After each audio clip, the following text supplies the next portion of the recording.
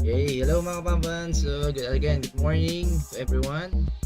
So, this is our second live stream ng itong mga nilalaro nating games for NFT itong mga to, mga lads. So, yan. So, let's see. So, ang title ng ating live stream today is Road to the Top rank kasi marami tayong makukuha dito, prizes. So, yung mga sumunod sa atin, yung mga una nating video. So, sabi ko sa inyo, I want you to also play the game kasi ito yung mga pwede nyo mapanalunan. So, yan. So, this is our first game. So, yung game natin na to is called Wild Forest. So, this is not a paid live stream. I'm not promoting anything here. May nagawa ko lang dito is more on so yeah, I'm playing the game, so I'm sharing yung experience ko sa game. So I want you to sa inyo kung gusto niyo akong sundan or you want to also do what's best for you. Syempre yung mga sa akin mas masaya, supportahan natin yan. Pero sa akin kasi why I enjoy playing this game is aside from the fact na I can earn from this game, yung quality, yung flavor ng game na gusto ko laruin is nandito rin naman sa mga game ko. So why not play this game instead, diba? So ito nga, top players dito sa Wild Forest will get, ito si Bogart, si Soldier, si Tuan will get handsome amount of reward dito. So medyo nakatago na ngayon nakatago na nung una kita kahapon kita yung rewards medyo nakabox na ngayon, naka-chest na pala, naka-chest, hindi ko alam bakit chines nilagay sa chest. Kahapon nakita ko na yan So yung rewards kahapon, nanood kayo ng live stream kahapon, 20,000 kay Bogart, pupunta kay Bogart. Yung second place will get 10,000 tas 5,000. So malaki price na yan. And hindi pa yung amount. Hindi ko alam ba't nila tinago. Hindi ko alam kung mag-a-adjust yung reward. Hindi ko alam, not sure. Pero kahapon nakita na natin. So yung rewards will be in Wild Forest token. So hindi natin alam kung magkano yung value ng Wild Forest token. Wala pa tayong visibility. So alam ko lang is after 2 days, so or isang araw na lang yata, lalabas na yung magkakaroon na ng yung token na to, magkakaroon ng airdrop. So once nagkaroon ng airdrop, so lahat ng mga nakakomplete ng task or lahat ng mga makakakompleto ng task will get reward. Siyempre yung reward will be in the form of token, just like what happened dun sa Pixel. So naglaro sila, natapos na yung mga tasks, pataasan ng rank and so on and so forth. So ito yung mapapananan nila. Pero yung Pixel kasi when they started, so di ba parang nag-run yung yung airdrop nila for mga 1 month din siguro, or more than 1 month. So nag-run yung airdrop, so maraming nag-participate doon, maraming pumaldo doon. And same thing with Wild Forest. So kung titignan nyo to, so etong premium na battle pass is actually free. So no need to spend anything as of now. Kaya sa ngayon pa lang yan. Pero syempre siguro in the future baka magkaroon na ng parang sa VIP, magkakaroon ka ng mag-spend ka ng a little bit of Wild Forest token para ma-activate mo itong premium. So same goes with other battle pass, diba? Pag may battle pass ka, may premium yun may premium kang babayaran to get that activated. Kasi nasa taas nasa premium yung Wild Forest So yung makukuha mo is nando sa taas. You only need 10 days to activate this premium dati and kasi sa akin kasi nakuha ko na natapos ko na So 10 days, you need to win 3 games per day, tapos mag-activate na to, mabubuksan nyo na tong premium. That's how I did it sa akin. So meron akong mga nakuha dyan, 12, 1, 2, 3, 4, 5, and then ilan na ba? 6 times 12, 7 times 12, 8 times 12. So mga ganun. Yun yung total Wild Forest tokens that I have. So mga nasa 12, no? So natin calculator. 12 times 8 times 12. Ayan, 96, nasa 96 na yung tokens na kuha natin dito sa Wild Forest. So we'll be playing this one. Try natin maabot tong level 58. So paano natin ma-achieve yan? So we need 2 more levels. Ito yung mga tasks na kailangan natin gawin. Pagkatapos mo itong mga tasks, you will get that medal. So pag natagdagan yung medal mo, you will level up. Level up ka dyan. And at the same time, magkakaroon ka rin. Magle-level up din yung trophy.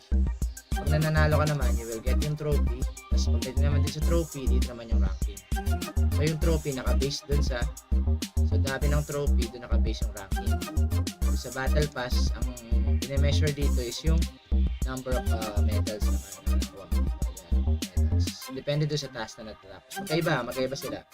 So ito is based dun sa task. The other one is based dun sa dito sa trophy. So sa tingin ko yung airdrop na parating baka maging based dito sa task. Kasi mas user friendly to sa task. Kasi pag sa pwede rin sa ranking siguro. Palakasan talaga. Kasi may mga alam na natin may mga bumili na ng NFTs. Pero na talagang sobrang lalakas na yung kanilang mga units. Pero let's see. Wala pa akong idea. Ito yung sinasabi natin na daily challenge. Tinapos ko to 10 days just to activate yung ating battle pass. So you need to win 3 wins per day. Sinaga ko lang yan. Hindi ko yan talaga daily yan. Hindi ko ginawang daily yan. Parang may extra time. Make sure na I play. Tas yan. 3 wins lang naman per day. So kaya naman. Especially sa mga lower rank. Siguro kung nasa higher rank ka. Kahit tignan nyo naman yung rank natin.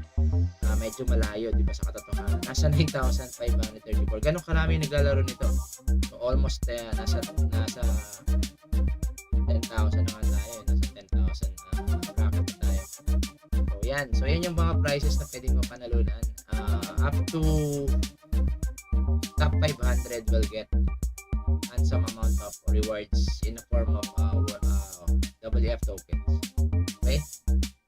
So yan. So sa mga cards, tingnan natin yung cards. Kung meron tayong pwedeng i-upgrade dito. So far wala pa naman. Yung mga naka-deploy na units natin is all good.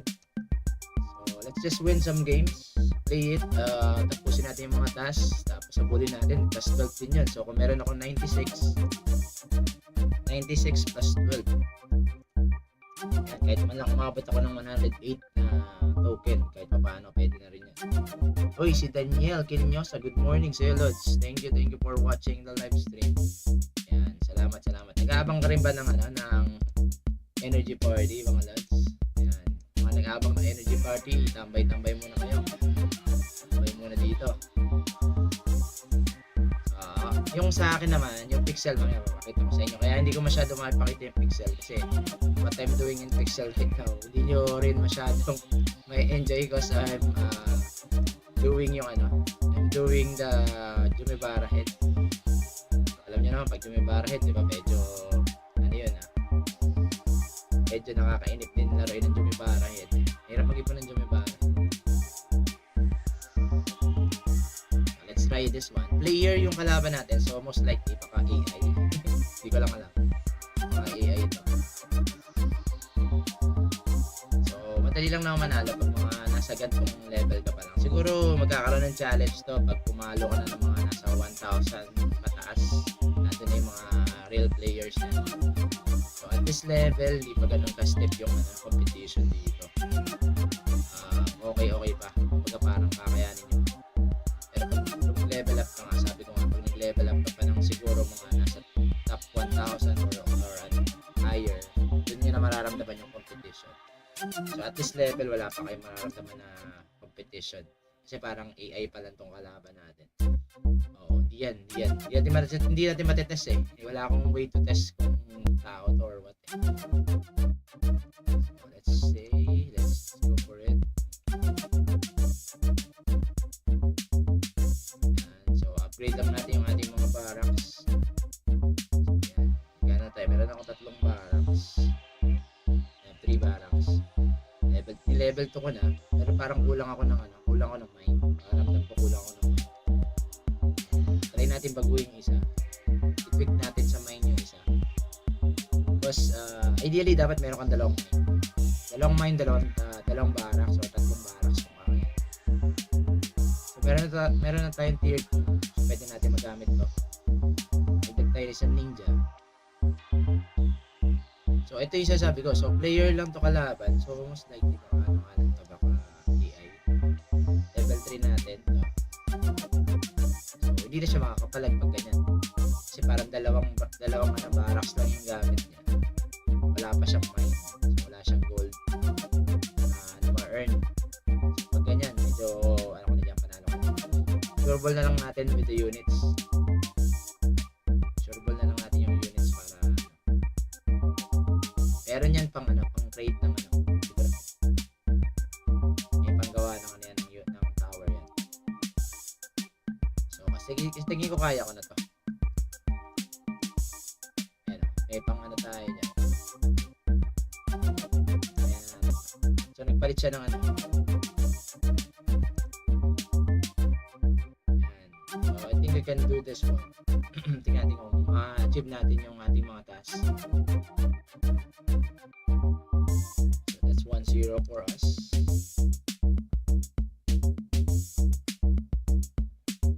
So I'm playing this one in mobile. Nasa mobile phone yun. Nakakas na. So that's 1. Natin ko natapos na. Natin ko nagtagan ba yung 50/90 pa rin to. 50/90. Build 30 towers. Di ko alam kung nag-reflect na yung tower ko dyan. Build 30 towers. Ito nakalagay din. Build 30 towers to. Parehas to halos Ito parehas to Then deal 1,500 damage to anyone. Sabi ganun. 15,000 pala. Play 4 games. So yung 4 games sa tingin ko kaya yun. Destroy 15 second tier units. 15 daw na second or yung tier 2 units. Tapos summon 30 swordsman. Swordsman ang gusto ko. Wala akong swordsman Wait lang. 30 na swordsman. Swordsman natin is ito ba yun? Ito ba yun? Hindi. Dito yun. Ito ba? Ito ba si swordsman? Ito nga. So yung pala si swordsman. So palitan ko muna si palitan natin si Ito palitan ko to si upgrade ko lang ito. Medyo mataas na rin level nito. Level 6. Level 6. Sige, palitan natin itong isa. Para lang makuha natin yung para lang matapos natin yung task. So pinalitan ko to. This one, level 5. Level 5 din naman to. Pero ito kasi naka-rare. Ito talaga ginagamit ko is naka-rare din kasi yan. So for the sake of the task, tapusin lang natin yung task. Kasi nabi dito 30 daw na swordsman. Hours saka. Let's do this. So this is Wild Forest. Sorry. Wild Rift. Ibang game yata yun. Wild Forest. Naglalaro rin ako ng dati pero hindi na ngayon. Hindi ka na nakakaya. Isa na lang, isa lang. Dito muna tayo focus habang mainit pa ang NFTs, mga NFT games. Alam naman natin yan dahil because of the upward trend ng Bitcoin. Alam natin na medyo lahat ng mga games na may kinalaman sa crypto, medyo nag-appreciate din yung value. So, while the sabi nga nila, while the iron is hot, so let's strike it. Let's strike while iron is hot, sabi nga nila. So, yan, let's do this. Saka na lang tayo maglaro ng mga ibang games na need natin i-explore. Pero sa tingin ko, mag-stay to for long. Especially yung mga games na ganito na maganda naman maganda yung pagkakagawa. Yung UI maganda yung mechanics ng game. Smooth naman siya in terms of the saka something new to the eyes. The usual na makikita mong ganitong game is may kamukhang game, di ba? May mga familiar siya. parang parang COC. Pero iba lang yung niya, yung game mechanics niya. Tower defense din, pero iba yung game mechanics. Hindi katulad ng COC. COC kasi magbi-build ka talaga ng mo dun, di ba? You will build your base. Dito naman, nagbi-build ka ng base, pero sabay kayo nung kalaban. Ang kaibahan dito, siguro mga variable dito would be yung units. Yung units na meron yung kalaban, yun. Same din naman kasi kung meron kang malalakas na units for dun sa isang game, meron din naman dito. So malalakas na rin yung units mo. Ganun na rin. Medyo OP ka na rin sa laro. So kung tayo dito, update lang natin yan. So as we upgrade yung mga barracks natin, na-open up din yung ibang mga units. So sabi dito tier 2 units, diba? Ang problema ko lang, kailangan ko lang maka-destroy ng tier 2 units, pero yung kalaban natin is not creating any tier 2 units. Wala siyang nilalagay na tier 2 kasi yung barracks na is for tier 1. Hindi siya naglalagay ng tier 2. Sabihin sa kanya, okay na sa kanya yung puro tier 1 lang. So matatalo natin siya, pero parang hindi siya lalaban ng may tier 2. Hindi niya ina-upgrade. So yan yung indication sa akin na AI yung kalaban ko. Kasi hindi siya nag-upgrade Hindi siya nag-upgrade ng kanyang towers. So, most likely AI. So, madali lang naman gawa ng AI yan. So, alam na ng mga developers yan. So, para hindi rin mga siguro mainit when creating a match, diba? Parang mas maganda rin yung may AI ang halili sa mga tunay na players. Pero mas maganda pa rin kalaban talaga mga real players para makita mo yung kung effective pa yung strategy mo or nananalo ka lang talaga sa mga bots.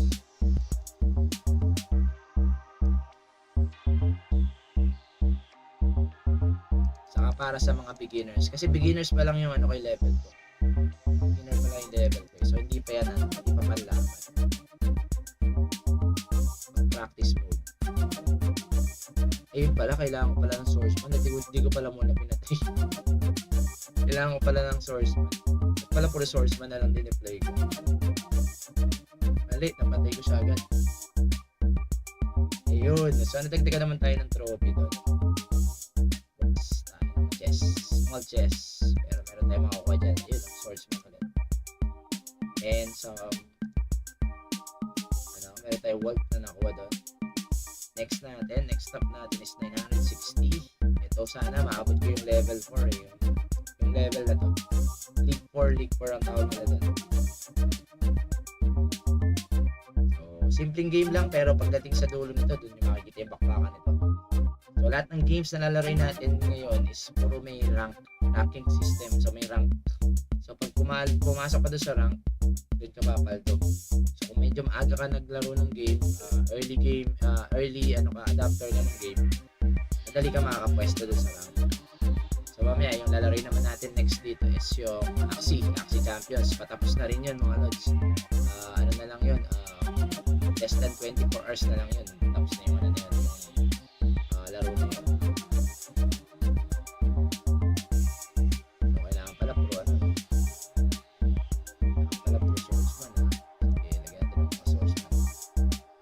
sumusugod yata siya guys. Pero nakita mo, ayan, indication na natin. Yan ang indication na siya. Isa siyang AI. Sumusugod May pangalan ba? Pag may pangalan, baka pwede pang hindi. Ayun, medyo nagde-deploy na. Nagde-deploy na. Pwede.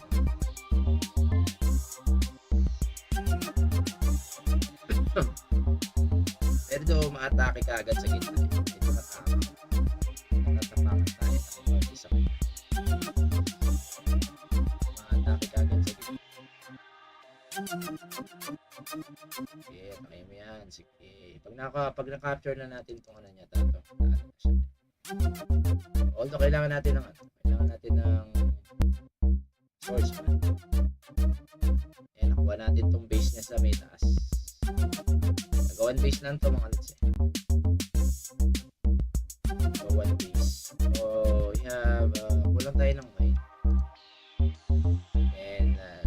sa tower dito para may harang na kagad dito. Nakita niyo yan? Hindi siya sumugod doon sa ano. Talagang inatake niya yung torre ko. Masyado pang malayo sa torre, sir. Although na-capture niya tong part na to. Kasi wala akong units na. Capture niya yung part niya. Pero doon sa may taas, medyo dugi na siya doon sa may taas. I'll try to, hindi tayo magle-level up. Tayo. Pero dito siya umatake guys. Diba? Ganda ng ano niya. Diskarte niya dito sa may ano. Bugi pa nga ako sa kanya dito. Dito mga lads. Medyo nandito yung mga tropa. Kaya natin siya dito. Kaya natin kumakain na yan. Pinasag niya yung dito. Wow.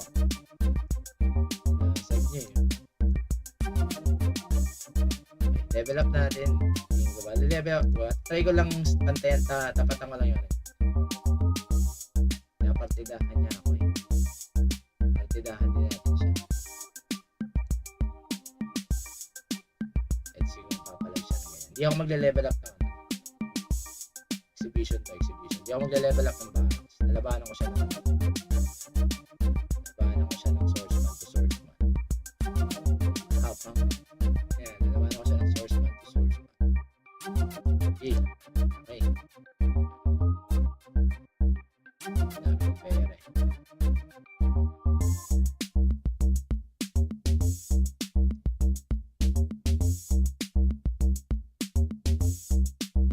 Kaya naman nanalo tayo.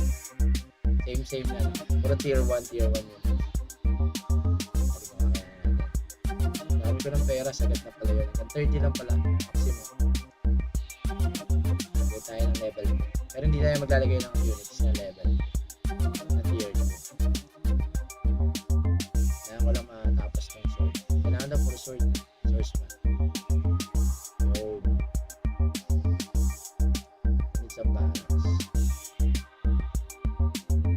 Nakita niya na nag-open na yung units natin. Pero wala talaga.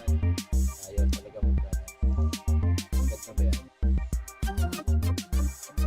30 lang eh. Ayaw na niya. Ayaw na magtagpag eh. Ayaw ito magawin natin. Ganun pala yun. Tanggalin ko na to. Barracks na yun.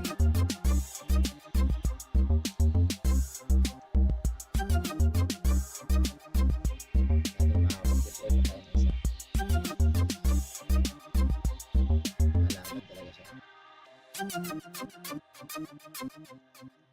Kakayanin ba natin? Yan. Pag ginanyan. Kakayanin na ba natin siya?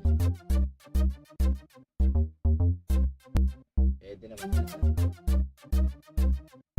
Pwede. Kaya. Diba? Lumaban ng laban. Ayun! Kaya. Ginaya natin. Ng level. Tier 1 na. Tier 1. Tinatapos ko lang yung task. Dalawa na yan ha.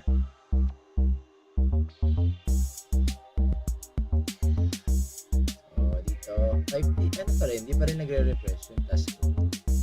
Bakit kaya? Ayaw mag-ganito. Ayaw mag-refresh ito. Yung task natin. Ayaw mag-refresh yun. So ito yung plate airdrop. Ito yung sinasabi nila. Ito yung airdrop. So more info, if you click on this one, di natin pupuntahan yan. And yan yung pinakabago. So if you're playing this game, click na lang to more info to know about yung airdrop. Basta for me, ang pinaka-the best na ano, simulan nyo na agad. Kung kaya nyo pa, agad kaya nyo. Napakadali lang naman laruin. Simulan nyo na lang. Laruin nyo na lang. Kung meron kayong, download nyo lang naman to sa, ang maganda rito is kaya itong i-download sa Play Store, mga loads. Pwede nyo itong laruin sa Play Store. So, hanggat kaya nyo pa, baka makahabol pa kayo, or pwede pa naman, kasi play to airdrop, hindi pa naman tapos yung laban. Kumbaga parang magsisimula pa lang din yung airdrop. So, pwede nyo lang simulan. Install nyo, laruin nyo ng konti. Matutunan nyo kung paano laruin. Para pag nag-start na yung airdrop, yung play to airdrop nila is alam nyo na yung gagawin. Yan. Sa mga manonood or sa makakanood ng game, I encourage you to download this game. Wala akong makakukuha dyan ha. I'm not getting anything from it. Pero gusto ko lang makinabang din kayo na makakakuha rin kayo ng mga makukuha na ito ng tokens. Yung tokens pa lang, paldo na kayo ng mga sabihin na natin maging piso in the future or maging siya, magkaroon ng value.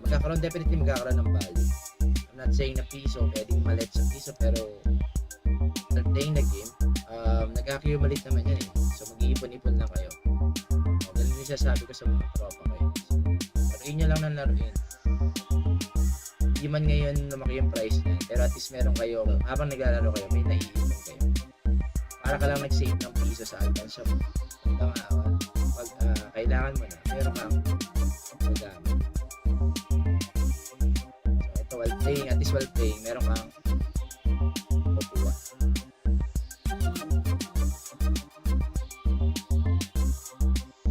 Kapag hindi masasayang yung load or yung data mo, at least next round, meron ka pa ulit pang load. You're playing this type of games. Yan. Try natin kung kakayanin. Hindi nag-reset yung task ko, ewan ko bakit. Pero tingin ka tapos na siya. Diba? So, at this level, hindi kayo mahihirapan mga ganyan. Kaya to eh. Easy sa inyo ito mga guys.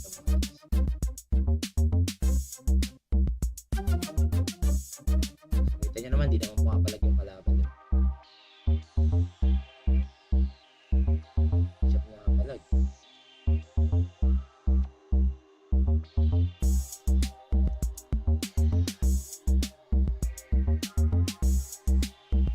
Ayan, kahit na i-level 3 ko siguro lahat yan, di yan pumapalag.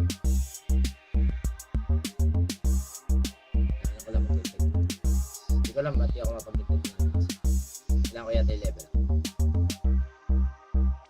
Yun, makapag-level up. Makapag-level tayo units. I-level up ko to.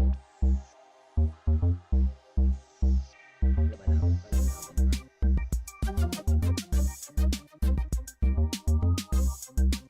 Yun na nga. Tapusin na natin.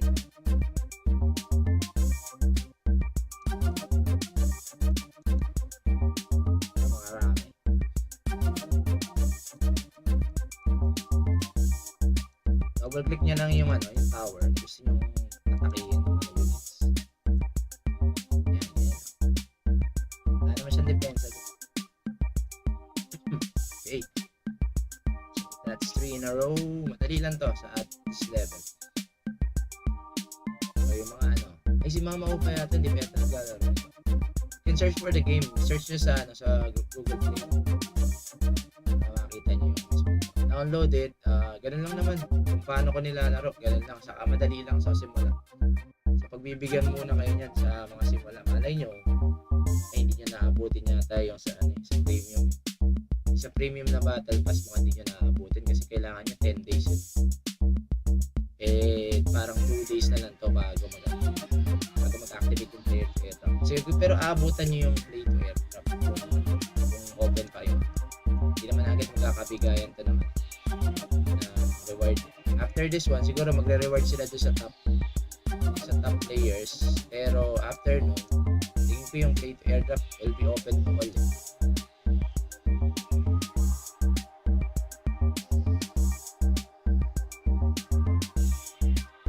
Dito, wala pa rin pangalan yung kalaban natin. So most likely, sana AI pa rin.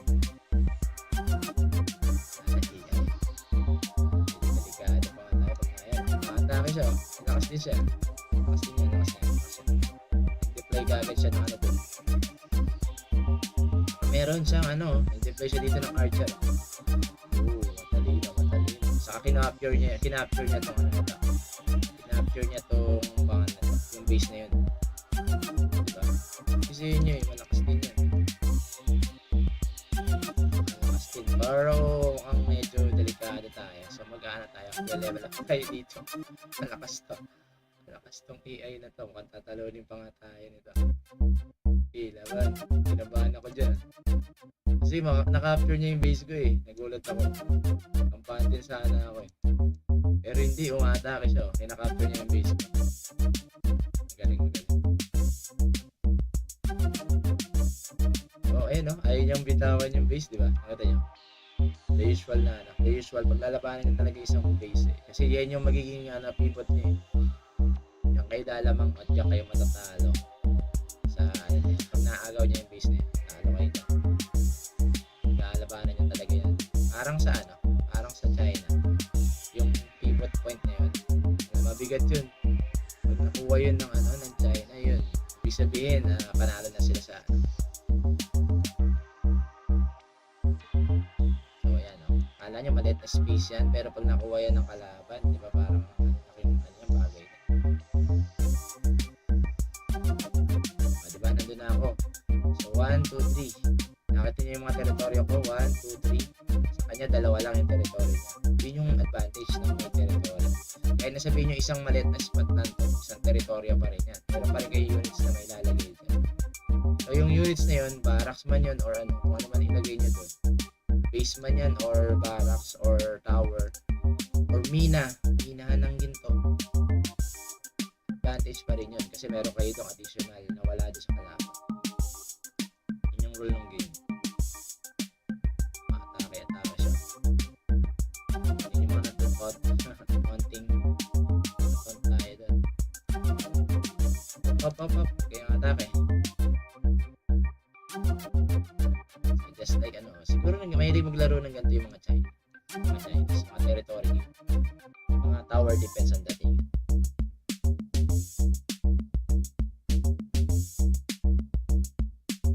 Ang susi dyan, dapat may malakas kayo na fighter or unit. Doon yung matatalo yung kalaban. So parang ito, kung may tier 3 kayo, dyan naman lumalabas yung military power naman. So yung military power, doon lumalabas. Kung may malalakas kayong, may mga tanky kayo katulad nito, may malakas kayo na firepower katulad nito, itong si Fox, yung Asyan, ang long range, depende yan, may healer ako dyan. So dyan naman nagkakaroon ng difference yung so, may Fox kayo dyan, so mas malakas yan pang long range. Ito may depensa siya, nakita nyo nag-level 2 siya ng ng tower niya. Itong level 2 niya mga lods. Matotoo tao na to si 814 917. Itong tao na to hindi lang natin nahalata. Ito yun lang natin units. Nakakatakot siya. Pero wala siyang wala siyang mine. Siya naglagay ng mine. Kaya kong basagin to isa na lang unit. Isang unit. Kaya ko siya na isang unit. Atake na tayo.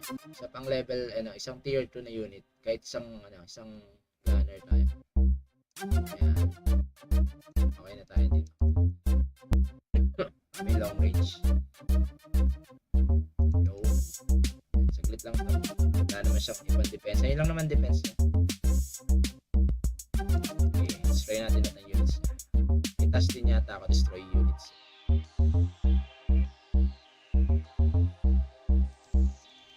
Lakas nung diba, ng Fox. Sa long range, hindi agad siya atakin ng kalaban. Nasa likod lang siya. Fox naman, nakaka-teleport siya. Okay na. Ito is tangkit talaga. Sobrang punit niyan. Ang oso na yan. So, ganun lang. Sa mga hindi pa naglalaro nito, ganun lang. Simple. Wild Forest mga lods. Parang gumana na. Ayun nag-level 57 na ako dito. So, kolekta na natin. Okay. So, papunta na tayong level 58. After ng level 58, ano yung next? Malayo, masyado na malayo, 66 na. Wala. Kung masipag lang ako mag-grind dito, siguro kakayanin ko pa yung 66. Kaka 120 tayo, Kaka 120 sana. Kung masipag talaga, kung talagang grind talaga kayo dito sa laro na to, imagine niyo ilang WF yung makukolekta nyo hanggang dulo. Hanggang level 100. 1, 2, 1, 2,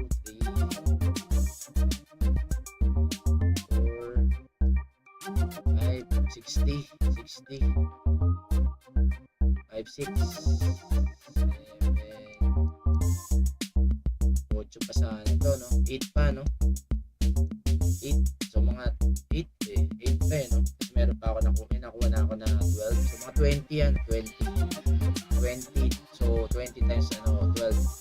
240 sana. So, masipag na kayo kung natapos nyo. Tapusin nyo lang naman yung task. Tapos magle-level up na yung sa baba. Ganun lang dapat. What if What if nag 1 peso ang isang wild forest? What if lang What if naging piso? Kasi yung isang nilalaro natin na game, 0.11 lang yung price ng Aprs. Pero 0.11 lang yung nag-start. Nag-start yun ng 0.11. Ngayon nasa $1 na. So, iba na rin yung naging appreciation ng value.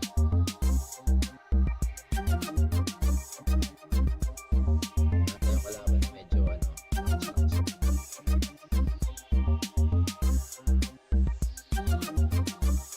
kalaban agad si Tropa doon. Kalaban si Tropa. Pero hindi lang tayo. Ganun yung kalaban. Wala tayong mine. Lagyan natin ng mine. Para sa gold. Medyo may sumusugod dito mga lads. May sumusugod. Pero umalis yun.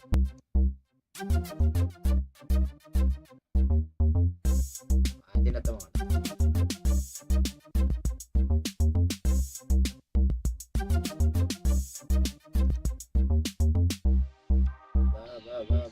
Nalalaban. Nakuha niya yung Tori, guys. Nakuha niya yung yung base na yun. Magaling. Nakuha niya yung base. Matibay yun. Nice, Tropa. Okay. Yun. Talonin pa ako. Medyo lumalakas na yung kanan. Naramdaman ko. Pressure. So, may Torre tayo dito. Na level 2 ko, hindi na level 2 yung Torre sana. Hindi maabot. Kulang pa ako ng units. Oo, kulang pa ako. Saka madilim eh. Nakapasok na yung pwesto na yun. Kailangan natin ng long range. Pero may na ako, tier 2 na ako. Tier 2 units na tayo. Hindi yata siya talonin dito naman. Level 2 tower. Tower 2 yan. Tower 2. Kaya ko yata siya talonin ng ganyan. Okay. Ayan na. May nabunit. So, max na yung damage ito. Max na yun. Tapos deploy tayo ng tier 2 units. Ayan yun. Deploy tayo ng ninja. Ninja is okay ito eh. Pang atake sa pang stealth. Ayun, ninja, tara. Bilis ng attack speed niyan, ng ninja. Di mo pantapos yan. Attack speed sa ninja. Siyempre, ninja din, diba? Ang ninja talaga mabibilis.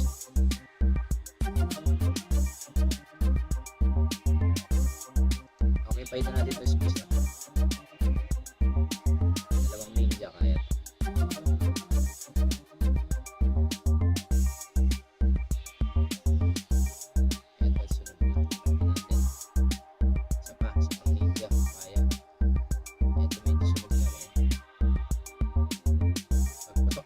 Susugod tayo. Ganun pala yun. Lagyan tayo ng isang box. Ayan. Gabi yan pag gabi, di niya naman, wala siyang visibility dun sa units natin. Pwede tayo magpwesto ng mga units kung saan man natin gusto. Pwede dito. Pwede natin itago yung units natin sa gabi. Pero pag pumutok na yung kita na yun lahat. Visible na lahat.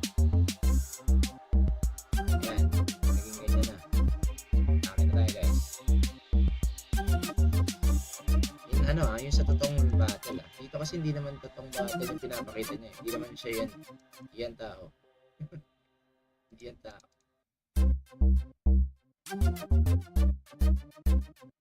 Kaya pwede nyo samantalahin eh. Pwede kayong manalo ng manalo.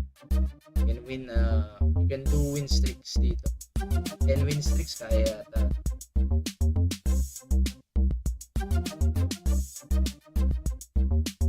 Yan o, nakuha ko agad. So, meron na tayo. That's 120th. That's our 120th natin yan. Wild Forest tokens. Okay na yun. Okay na muna ako doon. Then, nag-level up ba ako? Ito na lang pala yung habol ko. Ito na lang pala. Ayun, may nakuha akong bagong units oh. Itong kito. 21. Ang habol ko is itong League 4. Sana maka-League 4 tayo. Nasa League 4, ito mas mataas yung chance. At baka may makuha pa tayong Lord ba yan? Lord, yung gold. Lord yata yung gold. Gold eh. Ay rare, nasa kanila yun eh. So common, uncommon, rare. Common, uncommon, rare. At yung common, yung kulay gray. Rare to eh. Alam ko rare yung blue eh. So yung gold, ano yun? Yung gold as, ano ba yan?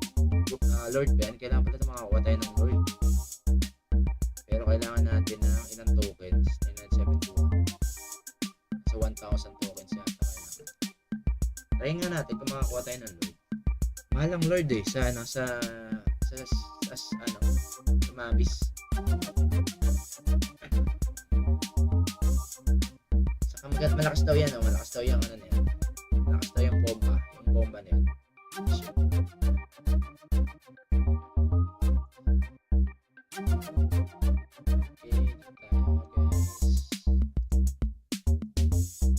Again, pag sa mga beginners, siguro, di ba lang kung tama yung ginagawa kong diskarte, pero tuturo ang masasabi ko lang.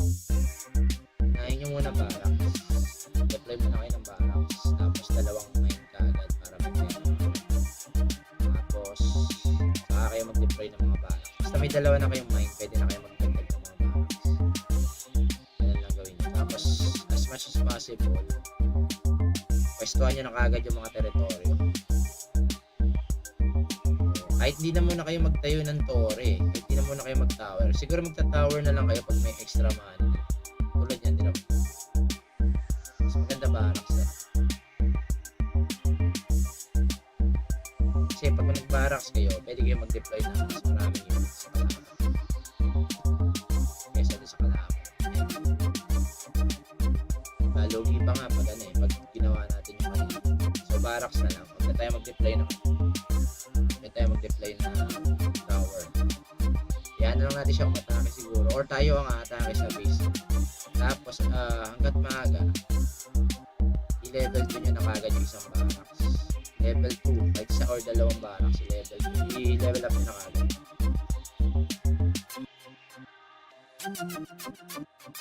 Ito pag nakikita yung nagpupula, naaagaw niya yung territory na yun. So medyo yan. Malaban eh. Nilalaban. Binabasag siyang tore dito. Sige. Ito, nilalaban siya dito. Sa pwesta na to. Sige, atakin nyo nga yan. Pwede. Sige, atake tayo. Ulit niya eh. Bawasan natin yung units niya. Okay, balik tayo dito. Medyo umatake yung tore niya.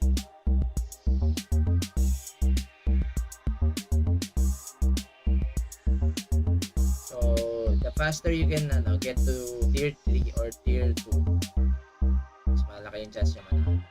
So, mga totoong laban na. Kasi mas malakas yung mga units na nasa tier 2, obviously.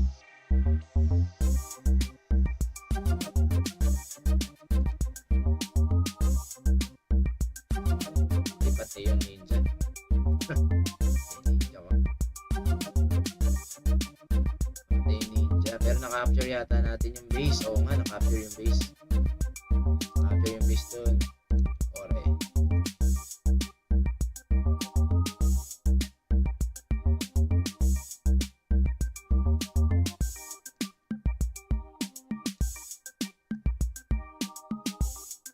So good yung ninja. Nakita niyo yung ninja? Mag-isa yun ha. Solo.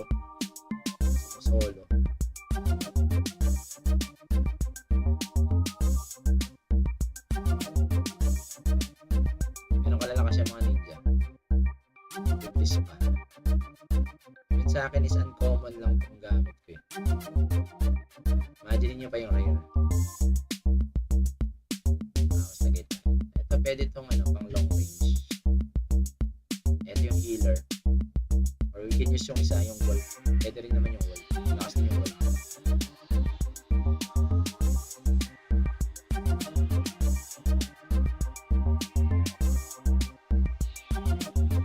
Yung pa-atake sa kanya ito. Ayan, kaya niya yata katakihin. Basta kita niya. Point niya lang dun sa gusto niyang target. Yan, yung mga points.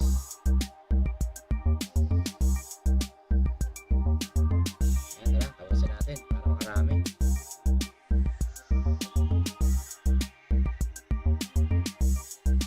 Kailangan natin habulin yung habulin ko yung yung 4. Kasi natin yung 4. Ano nga sa ba? Times it, 120. Meron yata 2 o'clock na energy party. Punta natin mamaya. Pwesto lang natin. Hindi pa pala ako nakakaipon ng sumibar ako. Patay. Sayang yung ko. Yung. Sobra na tayo dito. Dami ko natapos dito. Ayan, ang dami nakuha ng dami nakuha ng units. So may night tayo nakuha doon. Tapos hindi pa ako dito. Konti pa rin eh. Konti pa. 985 yan. Isang panalo na lang. Sana makakuha ka ng Lord. Isa na lang. Lapit na yan. 30 minutes na lang yata. 40 minutes.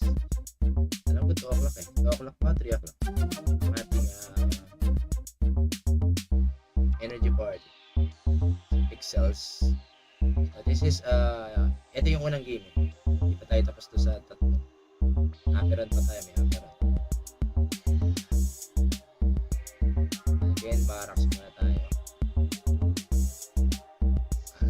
So once tapos na itong na to, territory na to, pwede nyo nang yan, ipat yan. Yung discard ko. So hindi kayo ko na agad sa iba doon. Baka na sila maglaban doon. Tapos pwede ko nang patulungin to. Tapos pwede na ako mag-bring ng additional units. Early tayo makaka-level 2 mas okay. So may level 2 na tayo agad. So while depending tong na to, yung base na to, yung territory na to. Pwede tayo mag-ipa ng units. So units, ito, importante kung makakuha agad tayo ng tier 2, lamang na agad tayo sa kanya. Tapos captured pa natin 3 itong territory kagad na capture natin.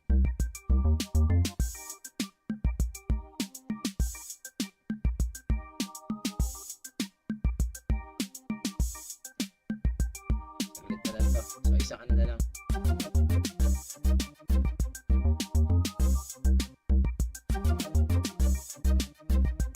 Dalawa na yung tatlo na pala. Tatlo na yung tier 2 yun natin tower. Pera na lang talaga kulang. Meron tayo isa.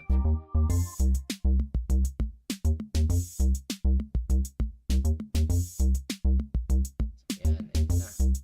Katapos yan, pwede na tayo.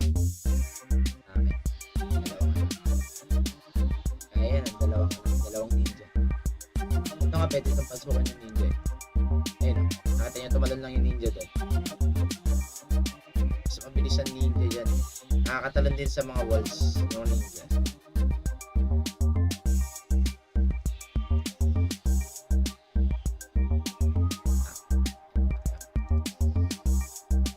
Saan na makakuha ng Lord? Magamit natin sa air.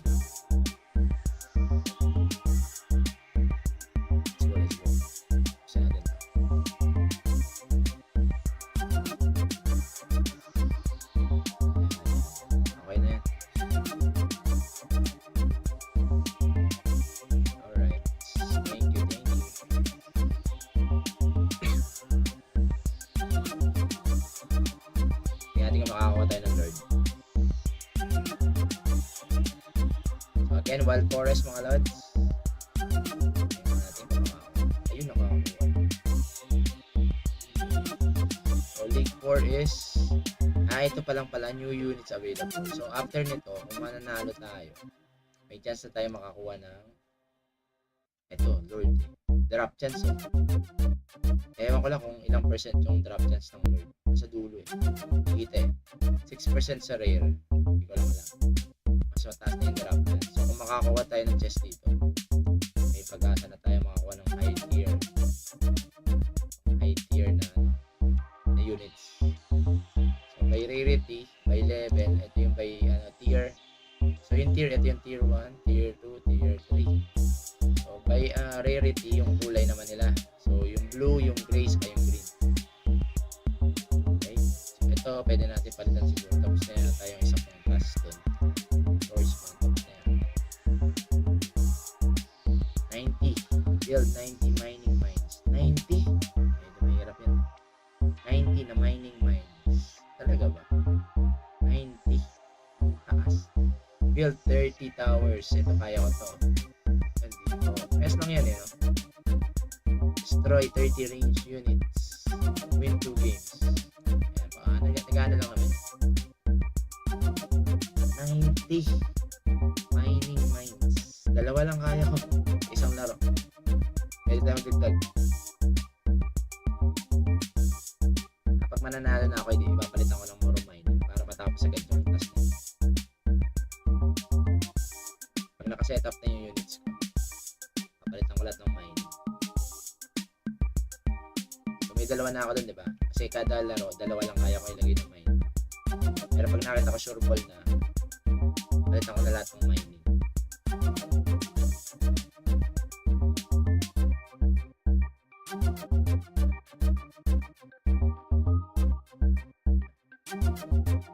Tagalan na, pagtotoong tao na itong kalaban natin guys ha. 30.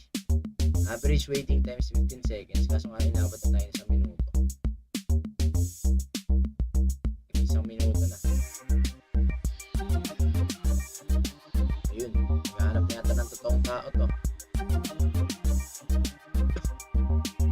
May nasagap na yun na player. Wala. Sana wala. Wala yung losing streak natin.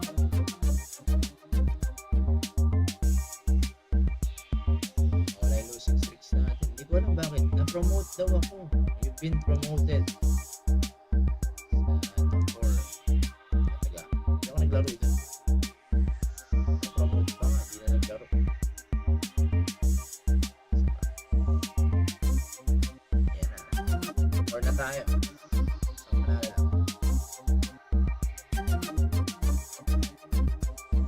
The higher pala yung ano natin, yung rank. The higher din yung ano natin. Makukuha natin na units. Higher level din yung makukuha. Higher rarity din yung makukuha natin na units.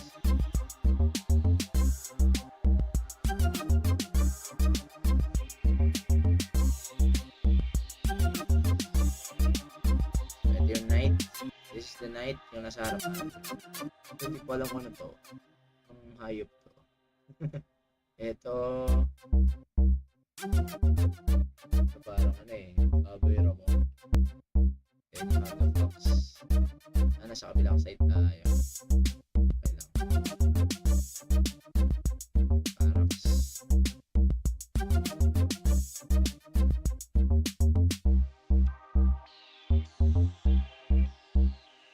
Okay lang yan. May pangalan na to guys. May pangalan na to. Ito na. May pangalan na siya. Dalawa na to. May pangalan na siya guys. Medyo lugi tayo. Nakuha siya dun eh. Sige sa'yo yan dito. Ito ako dyan. Diyan ka. Dito. Ulit ka. Sige sa'yo na yun. Medyo malakas yata yung units niya. Parang hindi ko napalitan yung units ko. Level 10 yata yung ano, source man niya. Level 6 lang yun sa parang level 10 no, yung source man niya. Hindi tayo. Hindi tayo sa kanya dun. Medyo taas yung units niya. Taas yung level ng units niya. Buwan natin takpan.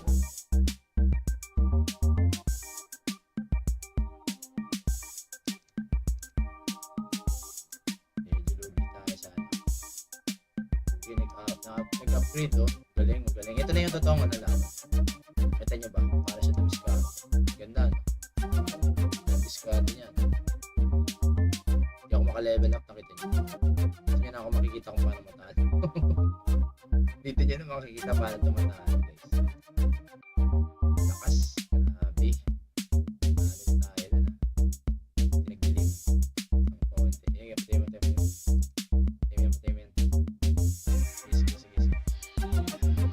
Meron tayo ano. Hindi umaga agad. Ang bilis, no? Game, sa akin yan. Sa atin yan. Masakit na. Yan.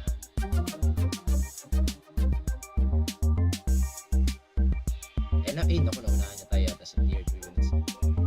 Tier 2 units yun. Okay, laban. Okay, meron tayo. Mas malakas.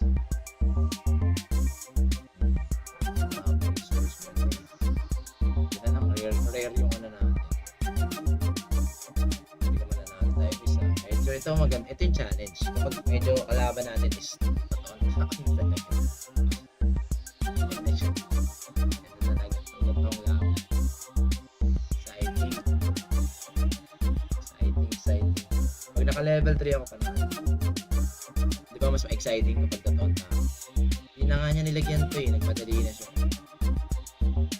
Yeah, ano tayo. Tier ano tayo. Pero may dalawa na ako dito na.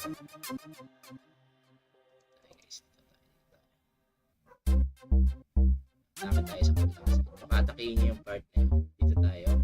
So alam meron siya dito ano eh. Siya Torre dito. Upgrade tayo. Isa. Lagyan tayo ng ano. Ipon tayo nito. Medyo makunat to eh. Nakuha natin siya dito sa side natin. So ilalim. Nanang natin 18. Alright. So medyo lalaban to. Manlalaban to. Wala. Hindi ko nga kita tong hindi nga visible tong card na sa archer, isang archer play. Yan, isang packs. Ay, dalawang packs pwede. Nakita nyo, hindi ko nakikita tong units na to. Bigla siya nagkaroon ng units doon. Ganun yung dumiskarte ang mga malulupit. Yan, alam yan, dalawa yung nilagay niya doon na ano. Diba? Level up ba to? So, tingnan natin. Level 2 pa lang naman yung ano niya. So, wala pa siya yung meron tayo. Pero, yung gamit niya, parang malalakas units niya. 8 yung sa kanya, 5 lang yung sa na lang. Nagle-level 3 guys, medyo delikado. Takin natin to. At nagpapa-level 3 yung ano niya, yung grabe yun. Naman level 3, papa-level 3. Sagin natin to. Tayo. Medyo masakit. Talo tayo guys. Yan sasabi natin. Lakas ng units niya, no? Lakas ng units. Grabe. Ayan, no? Yung level 10 na to. Ang sakit to. Tayo pa ganyan.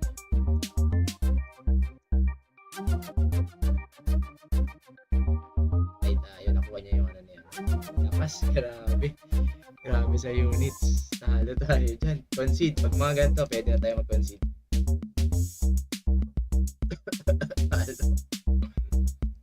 Kawawa. Ang taas nung ano units, no? Level 10 eh. Dun pa lang sa ano, level 10 na kagad eh. Yan ang importante. Kaya dapat ma-level up to. Kasi hindi naman to ano eh. Pasok natin.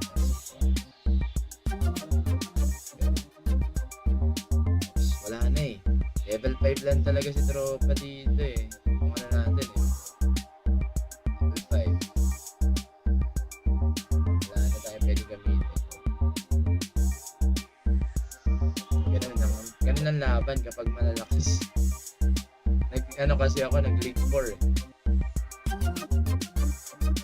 Dos na ba? Isa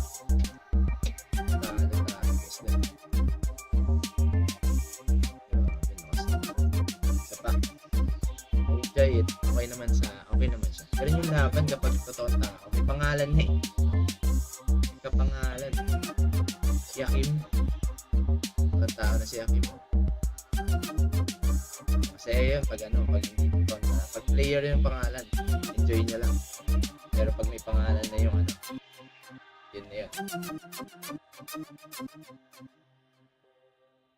So dapat mas malakas tayo pagdating sa units. Kailangan mas ma-level up natin yung mga units natin. So the higher the rank, mas matataas yung units na makukuha natin.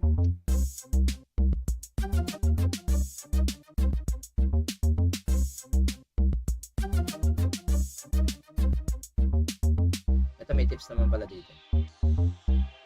Let's do this. Nag-enjoy ako dito sa wild trip May wild trip. Wild trip. Wild forest. Ba't wild trip ng wild trip? Technical ako ni wild forest.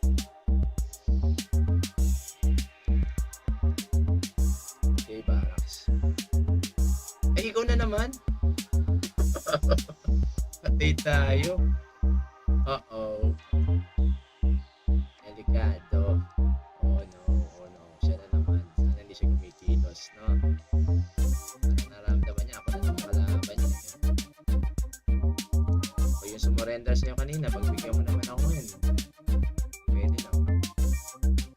Hindi siya gumagalaw ngayon, so babawi ako sa kanya. Malakas talaga siya. Hindi gumagalaw yan, partida. Thank you, Lods. Buti na, ano ka? Yan lang nag-lag siya. Lag siya, mga Lods, lag. Pag yan, surrender na yan pag ganyan. Pag naunahan ko na siya. Sana. Pinapaporma lang ako. Kaya yata mauna ka na. Mauna ka na mag-establish ng base mo. Mauna ka na lang mag-establish ng base mo. Tiran mo lang.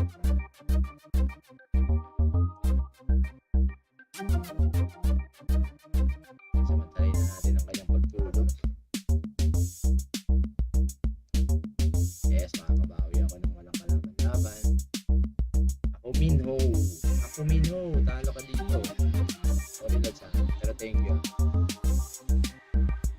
Thank you for the win. Hangapin ko itong manalo na to.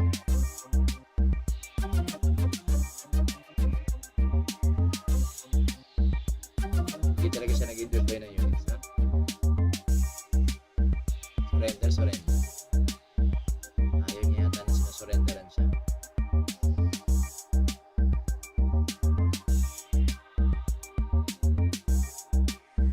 Ayan na natin. Okay na. Let's go. Talaga siya lumaban. Hindi siya nag-deploy ng units. Sumurrender na siya. Medyo na-late yata siya ng pasok. Meron na siyang ano, no? May violet na siya, no? Violet siya. Units. Parang may nakita ko. Ayun, no? Violet na siya na units. Okay na ako dito, guys. Hindi na ako maghahabol dito. Okay na ako. Nakuha ko na yung gusto kong kunin. Nakuha ko yung pang tent natin na, ano, na wild forest. So, okay na tayo dyan. Dito sa rank, hindi na tayo habol sa rank dito, guys. Malayo na sa katotohanan. Nasa na tayo? Nasa rank na tayo. Rank 1006. Dapat daw 500. Diba? Trophy ba yan? Trophy.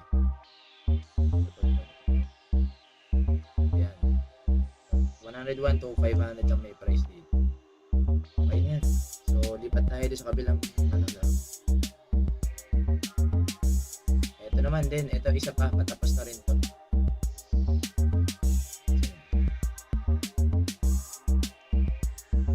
Ito patapos na rin tong ano na to. Last ilang oras na naman. 57 million yung ano, 37 million cubes. 15 hours na lang. 945, kailangan natin pumalo kahit mga top 500 dito or 600 dito. Target ko dito 500 para makakuha man lang medyo decent price. So yan, kaya rank up to ano, to the top ang ating title kasi puro patapos na rin itong mga rank. Yung wild forest in 2 days yun or 1 day na lang yata kasi kahapon in 2 days. Tapos ito, 15 hours na lang din. Matatapos na rin ito. Ibig sabihin, next season na. Sa Wild Forest naman, airdrop, late airdrop is coming. So ito malamang, kailangan makakuha ng ano dito. Hindi ako mag-ano ng free. Kailangan makakuha ko ng protection. Ito, kailangan ko ng protection. Itong 9:30, kailangan makuha yan. 8 hours na protection, kailangan makuha yan.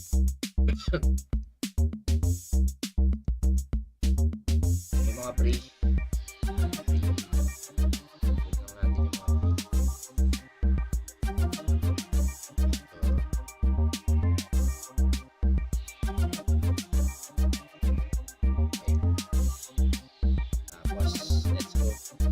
Kailangan natin makuha yung mga free. Kailangan natin makuha ng dito protection. Pag wala tayong protection, atakin lang tayo ng atakin. So pag naubos na to, attack na natin. Lalagyan ko na to ng protection para hindi na siya ma-atake. Kasi bababa lang yung siguro mga less than 8 hours saka ako maglalagay ng protection para so kailangan ko pang laruin to bukas kasi 15 hours pa eh. Yung final rank nito will be depende yan bukas.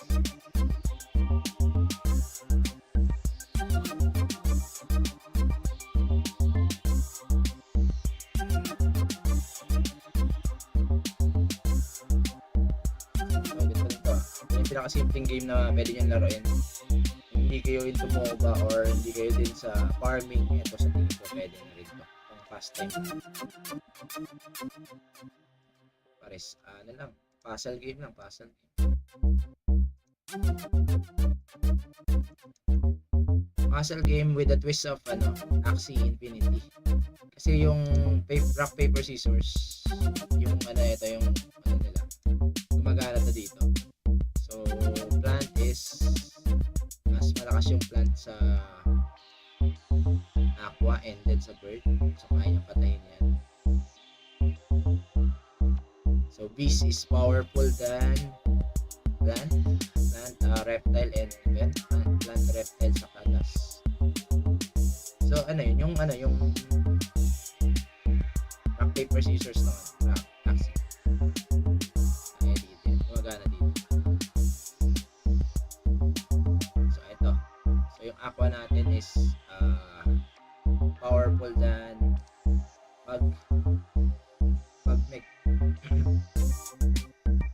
Bagmek saka beast.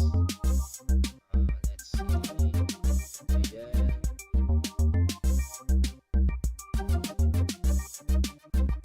So ito, beast yung tira. So dito na, beast pag yung tira natin. Dito yan. Sa plant natin itira.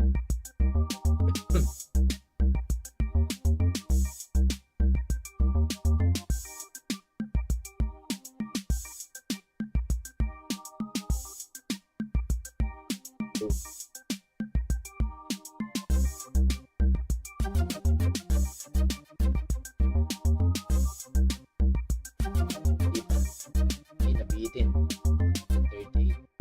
Ito na single attack lang yan. So ito yung plant natin, dito natin yata sa bird. Konti pa sayang naman, pero patay na siya diyan. Isa na lang yan. Dalawa pa pala, dalawa pa tayo dyan. Ayun, weak yung ating plant sa bug. So, kailangan natin is aqua yung malakas ang tira niya.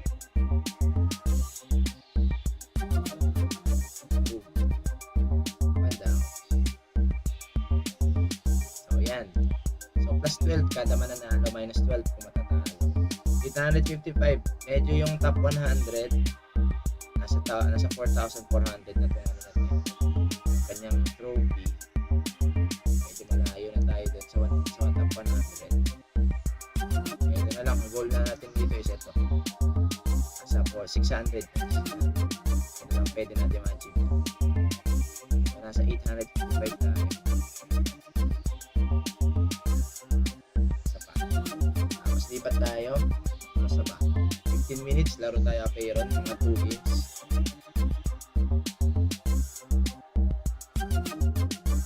So, yan yung price na paghahati-hatian. Yung nasa price pool, nakikita nyo dun sa taas. Yun yung paghahati-hatian ng mga nasa rank 1 to 1,000 for Axie champions.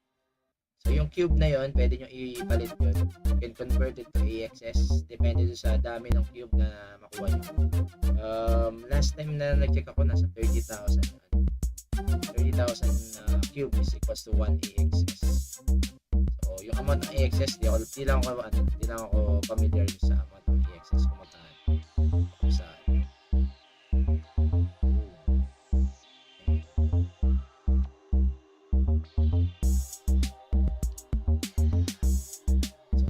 Same composition. Kung nagbe-build kayo ng team, dito naman sa Axie Champions, that may healer pa rin. May healer, may attacker. Sa akin, may healer ako, may attacker. May single target unit ako. Tapos meron akong AOE. Isa. Ito yung yung bug, naka-AOE yan.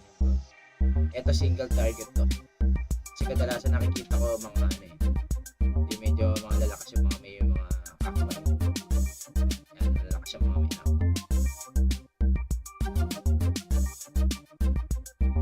Boom. Bumanting, grabe yan, sakit. Boom. Hindi na nakatira. Kala ko hindi na makakatira yung kakwa. Ako buti na una pa siya. So, may beast ako dito. Beast, let's attack yung niya. Ref tile.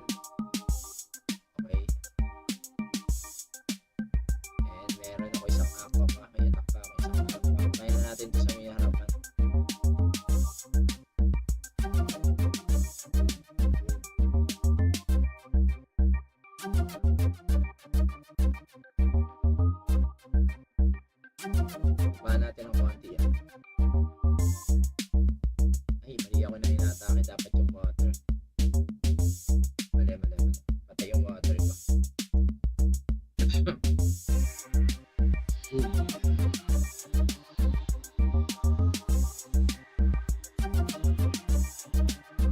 Yan, tapos yan. Sa water na tayo. Yan. Pero may overspin siya. Heal yun eh. Healer niya yun eh. Sa harapan. Same lang sa atin.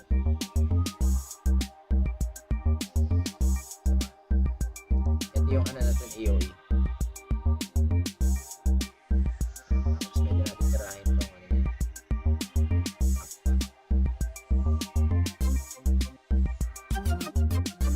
Right?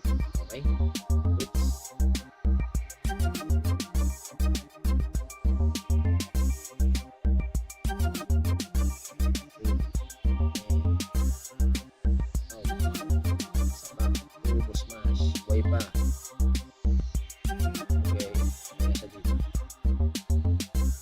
So that's your Axie Champions. Tutuloy ko yan mamaya. Meron pa akong 8 attacks yan. Tutuloy yan mamaya. So ito yung paghahati-hatian yan. 37 million cubes. Paghahati-hatian yan ng mga nasa top 1 to 1,000. So kung pumasok ka man sa top 1,000, swerte ka kasi meron kang kahit pa paano may makukuha kang nasa 3,000 yata. 3,700 na cube. So yung cube pwede mong gamitin para palakasin yung units or pwede pa rin naman ilabas yun, palit mo sa exchange. Meron dito exchange eh. Kukonect mo lang to sa kukonect mo lang to sa wallet. Once connected sa wallet, pwede ka nang once connected sa rolling wallet, pwede mo na siyang i-convert into AXS. So withdraw is via AXS. Ito AXS. Okay? So yung withdrawal, minimum exchange is nasa level 20 pa lang. Level 20 plus 30,000 cube. Okay, so that's si Champions. Ito na tayo sa isang laro natin.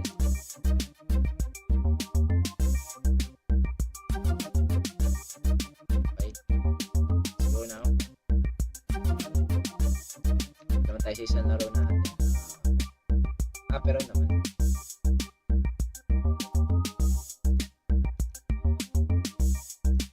Ito pa isa. ito yung mas matindi.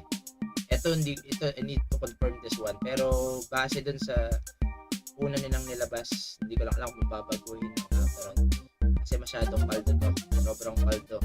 Kapag ito yung nagkatotoong price nito. Kasi kung titignan mo to, Aprs, lahat ng rank, from rank 1 to 50, so yung 50 katao na nasa bracket na to will receive 3,000 APRS. Okay lang sana kung yung APRS is maliit ng amount, pero malaki yung amount ng APRS. APRS is worth $1 na ngayon. $1 and lang ba? Mga nasa more than $1 na ngayon yung presyo ng APRS. So kung 3,000 times 55 pesos na lang sa presyo na. Malaki yan eh. So swerte nung nasa top 50. Lahat nitong nasa top 50. Hindi ko lang kung sure na ganyan ang mangyayari dyan. Or paghahati-hatian nila yung 165. Pag pinaghati-hatian nila yan, divided by 50, 3,300. Hindi ko alam kung ganun yung gagawin nila. Kung i-distribute nila yan or gagawin nila is yung total na 165 will be paghahati-hatian itong mga to. Kasi kung ganun ang mangyayari, parang hindi siya 1 million eh. Hindi siya lalabas na 1 million. Hindi siya magiging 1 million na. Kasi kung ganun na mangyayari, parang ang total price pool lang nila will be 3,000 plus 1,000 plus 500 plus 300 plus 125 plus 50 plus 20 5,000 excess lang. So mali yung nilagay nila dati doon sa Discord na 1 million AXS in prices. APRS in prices. Sorry. APRS in prices. So kung 1 million APRS in prices, dapat times 50 times 150 times 300, ito times 500 times 1,000 yan, ito times 3,000 and then times 5,000 yung dulo para magtali siya ng 1 million. Kasi kung dito napakababa, 5,000 pag pinagsama-sama mo lahat. So parang 5,000 APRS na yan. And when they say 1 million, so I'm saying na dapat multiplied by this number. So currently nasa 1,098 na tayo. So kung titingnan mo 1,098, nandito tayo sa bracket na to. So 125 times 55. So may decent amount ka na rin naman nasa 6,000 kung tama yung computation natin. Pero kung depende pa nga yan sa kanila, kung sa tingin nila medyo masyadong malaki yung 165 na price dito sa sobrang laki talaga nun. Sobrang paldo yun para sa isang game magbigay ng ganong kalaking amount. Kasi kung top 1 to 50 bibigyan nila ng 3,000 times 150 yan eh. 150 na AXS yan. 50,000 AXS. Times 55. Grabe na. 8 million na yan. Hindi ko alam parang hindi na realistic eh. Kung 8 million, hindi nila ipapamigay siguro yun ganun malaki. So tingin ko talaga i-divide nila yan by i-divide nila yan by this number. Tingin ko lang. So hindi mali yung nilagay nila na 1 million APRS in prices. Total price full. Una nilang pinakita. Meron akong kopya. So nakalaro na ako ng isa dito. Sampalan lang natin isang laro. Alas 2 na. So wala na. Energy party na. Nasa kabilang screen naman siya. Problema ko ayun na. Nag-reset na pala. Nawalas yung 195 lang naipon ko sa may para. Sayang. Hindi pa umabot ang 200.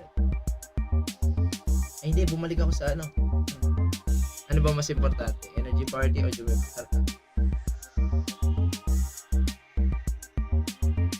I have 198 Jumay para. Ito, kailangan na yata natin i-reset.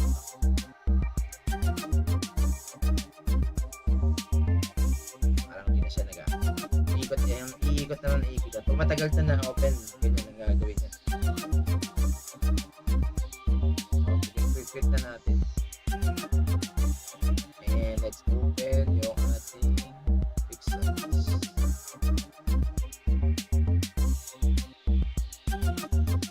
Nasa ano tayo? Nasa Kong. Cyberkong 200. Ano ba kasi importante? Energy o eto? Kasi importante yata energy. 200 tayo yung Kongmium, no?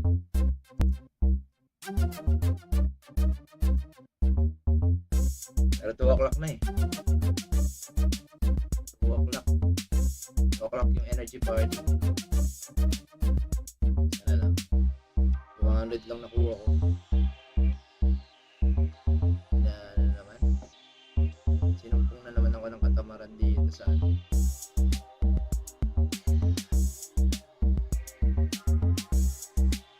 Wala sa inyo pa umalas dito. Energy party ah. Dito pa may mga tao pa dito.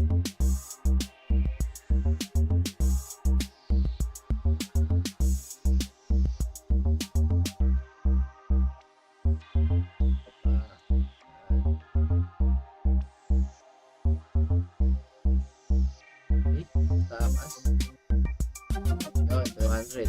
Ano ba? 2 o'clock na. 1:57 pa lang. 3 minutes pa tayo.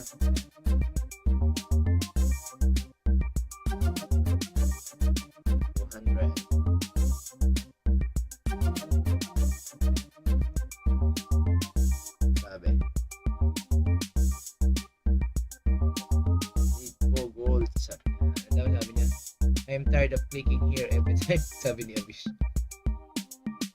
Don't know. Horde. Horde lang, horde. Horde lang talaga. Mag-ipon ka lang. Pag nakapasok ka dito, pag napunta ka dito, isipin mo isang beses ka na lang pupunta rito. Mag-ipon ka talaga dito. Pag hindi ka matyaga, hindi kang babalik at babalik dito.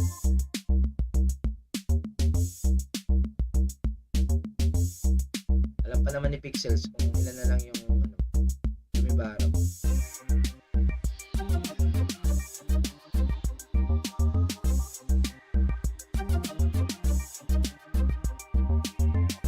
Okay. Wala na, gastos na. 2 minutes.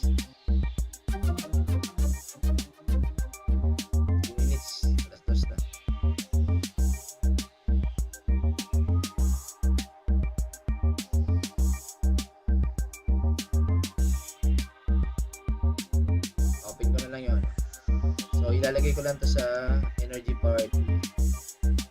Turn on. Meron tayo ng payroll. While naghihintay siya doon sa ating Tether yan na Tether. 159. Mauuwi tayong konti lang ang ating kuha.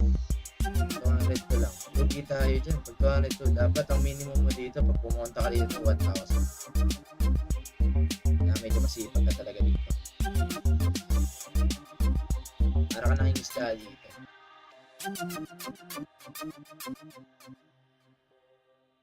Ano nga lang, yung way kasi ng pang-isda dito is ano lang, click lang. Mas maganda siguro nilagyan nila ng parang pwede mo mahuli or pwedeng hindi. May isang game na gano'n eh. Pero yung game na nilalaro natin na gano'n. Sabi ko suggestion dito sa Kong Island.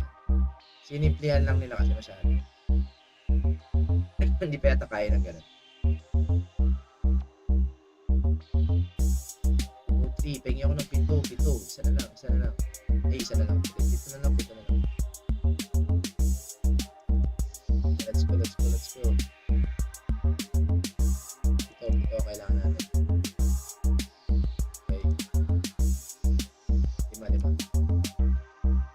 Diyan. 5. Nakatakbo yun. Ayun. 5. 6. Okay. 7. Diba? Ayun.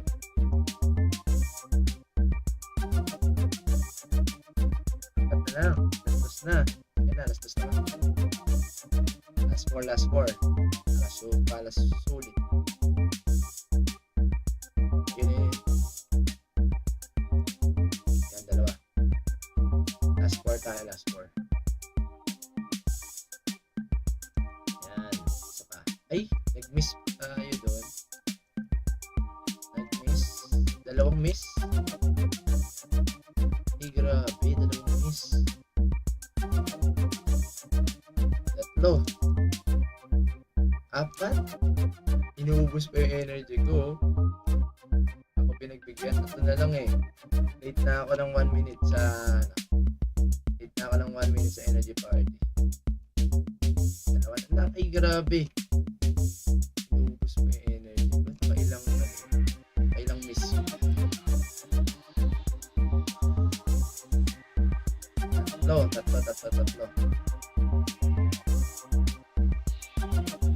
Ito yata talaga. Anong mamadali ka? Puro miss ang lalabas. Miss ulit yun, oh. Ay, grabe. Oh. Puro miss. Isa. Dalawa na lang. Ito, dalawa. Miss pa rin. Lang. Yun, isa pa.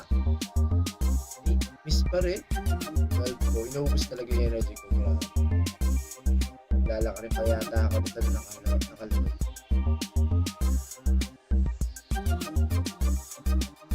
Oh. One more. Grabe ka talaga. Inuubos talaga. Isa na lang. Okay. Yun. Up you.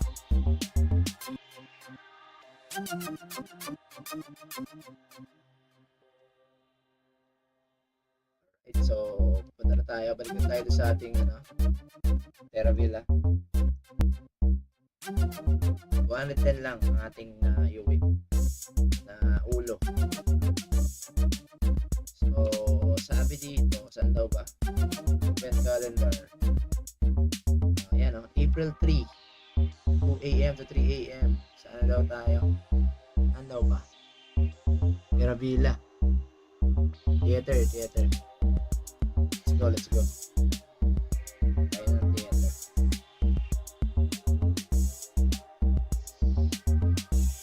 Yes, theater.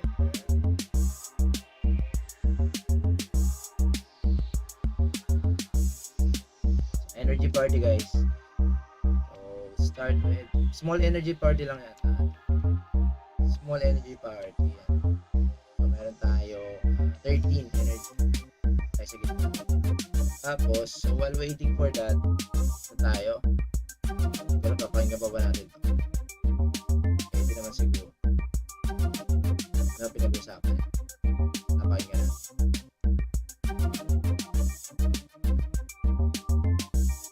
Start listening.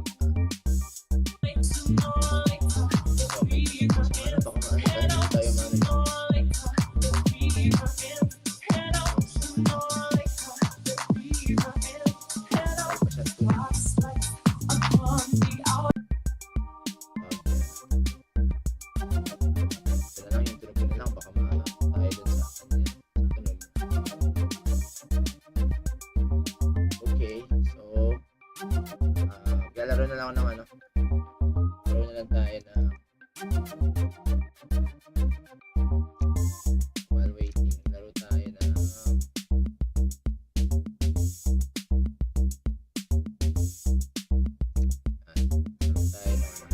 appearance.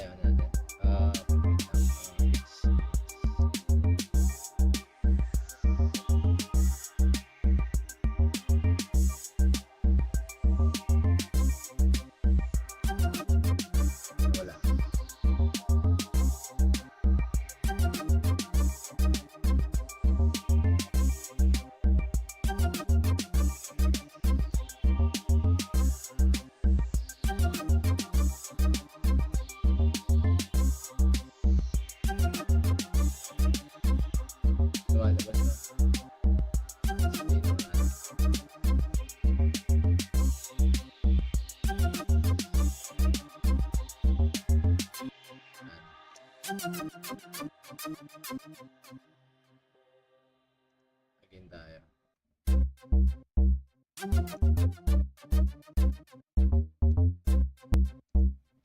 Lumalabas yung pixels.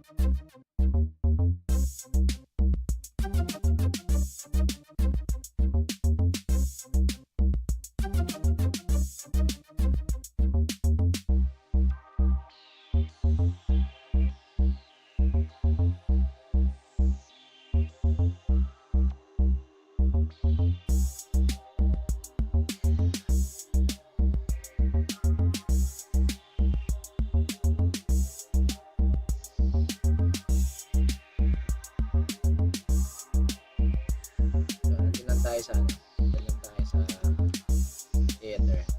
So, wala naman tayo magagawin doon. Laro muna tayo.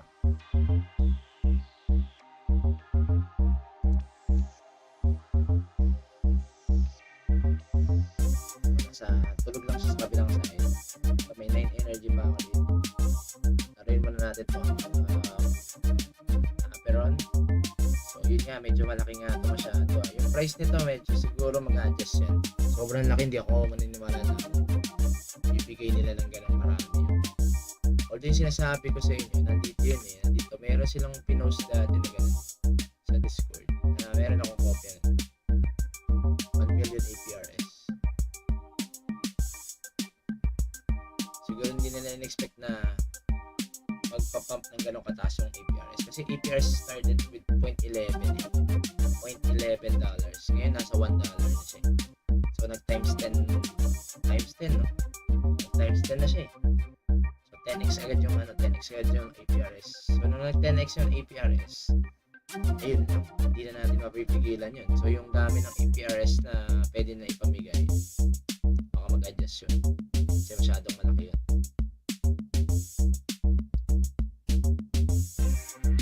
Either mag-adjust siya or hatiin nila yan dun sa number of people na nandun sa mismo.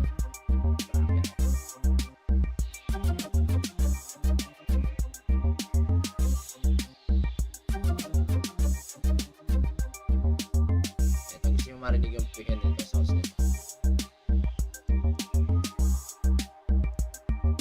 Okay, medyo malakas ang kalaban. Yun, pero di niya iwasan. Ouch!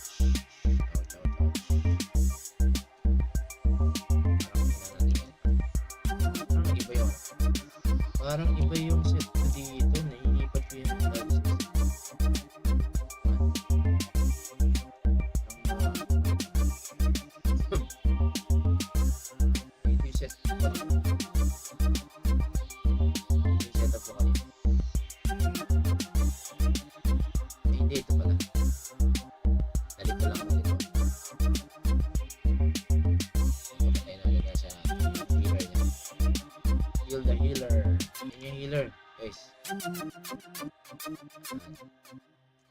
sakit niyan. Oh, nice. Destroy them. Ouch. Another ouch. Wait lang, hindi natin kaya. Makukunat dyan. Doon tayo sa sa bossing. Tayo sa bossing. Uh-oh. Ayan, sakto. Tayo matake guys. Hindi natin kakayanin yan. Saan na makukuha dyan ngayon.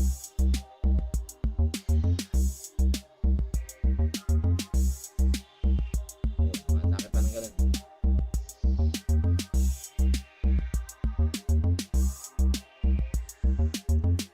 Gauge. Yan, sakto. Sakto lang. Yan. Para tayo. Oh, nice. Oops, masugod.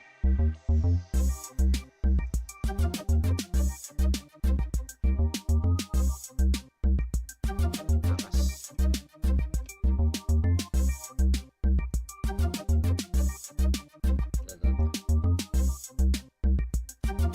Basta natin isa. Yan na yan guys, makulat yan, pero kaya natin yan. Ayan. Pero round 1 pa lang to pwedeng pinagbibigyan niya lang tayo guys.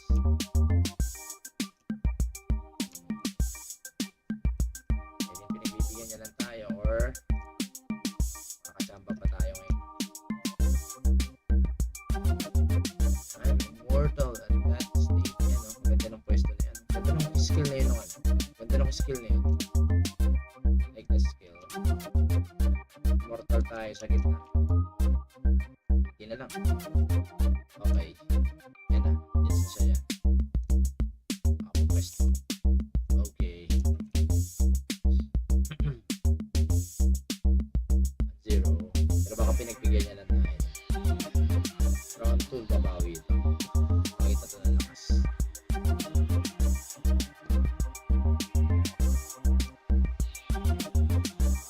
So, kompleto tayo ah. We have a healer, priest, may priest tayo. Meron tayong rogue, warrior, saka isang guardian. Wala tayong plan.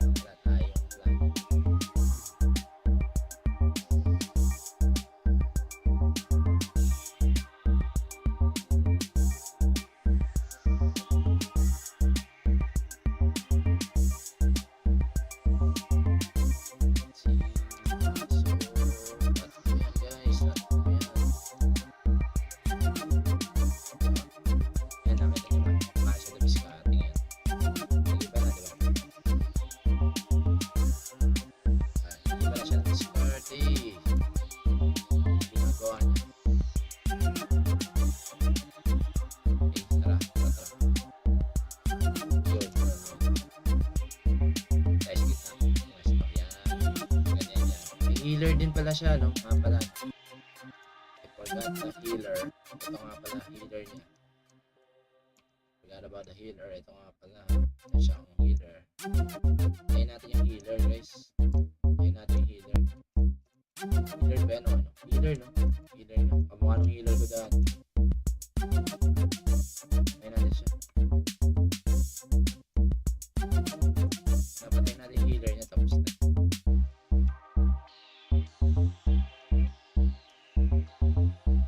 Is he dead? Okay na, no? Tayo na healer niya. Okay na. Oy, oy, oy. Makailag ah.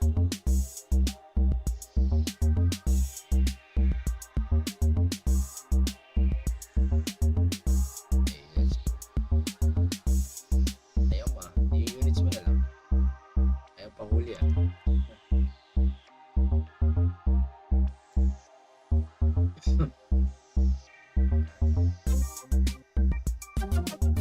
Isa lang niya patayin natin. Okay, pwede na yan, dalawa. Hindi natin maabutan yan. Punat mo siya natin, baka lumakas na. Ay, hindi tinamaan. Sorry.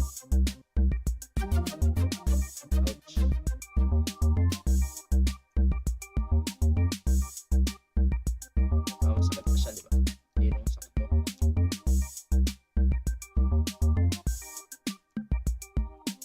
Ouch. Ow.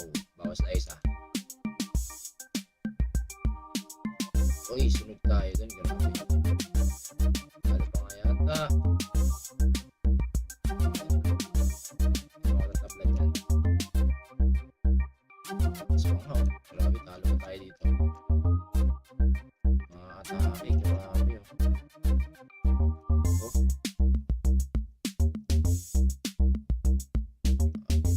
Oh. Tingnan na nga isa. Delikado ah. Delikado pa. Tingnan na tayo isa niya. Tingnan niya na yan. Isa na yan. Guys. Ay, patay pa tayo guys. Ay. Patay pa tayo. Itulak tayo sa malayo. Lakas. Mawi nga. Grabe. Nala pa tayo dyan. Palalakas yung mga diskarte siya dun palagi natin pero dami nating units din pero hindi na ginaya. Unahin na lang natin siya siguro. Ang punat kasi ng tatlong guardian yung gamit.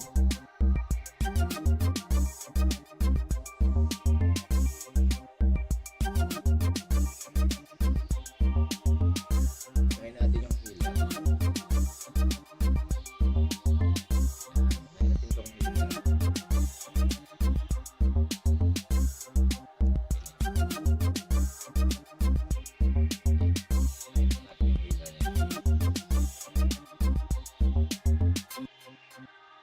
Ito masakit. Healer tayo guys, healer. Focus sa healer. Focus na sa healer guys. Diskarte ko dyan, focus sa healer. Pag ganyan. Yan, lakas niyan. Grabe, never may namatay yung healer na yan.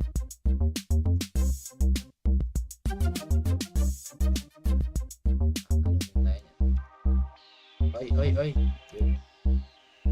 Abot eh.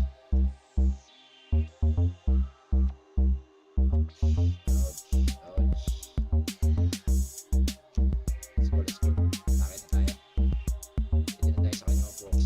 Ow. Ang ganun.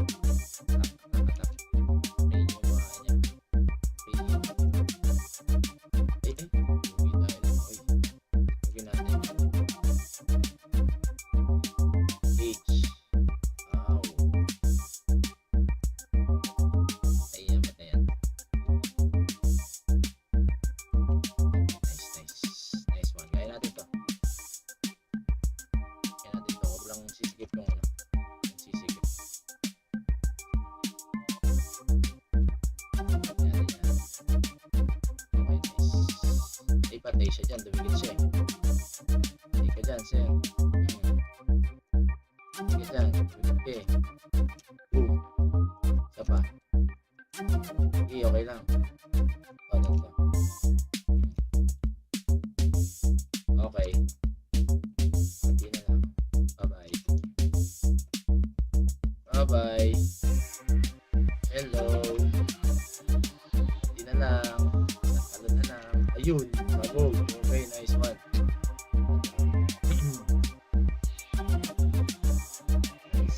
Nice victory.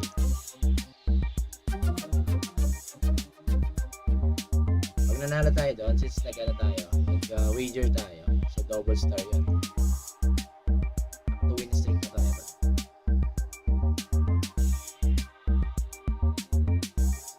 Nasa ano pa rin naman si ano. Nandiyan pa rin siya.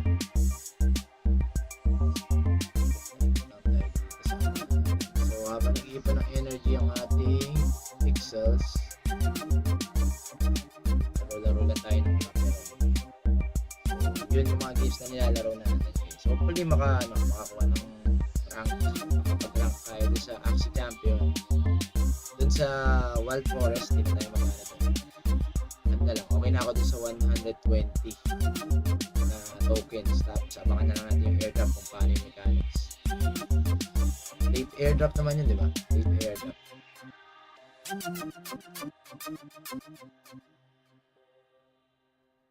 Let's try this one. Sana mga dalawang sunod. Mga tatlong sunod. Pwede. Pag nakatatlong sunod yata, magle-level up din.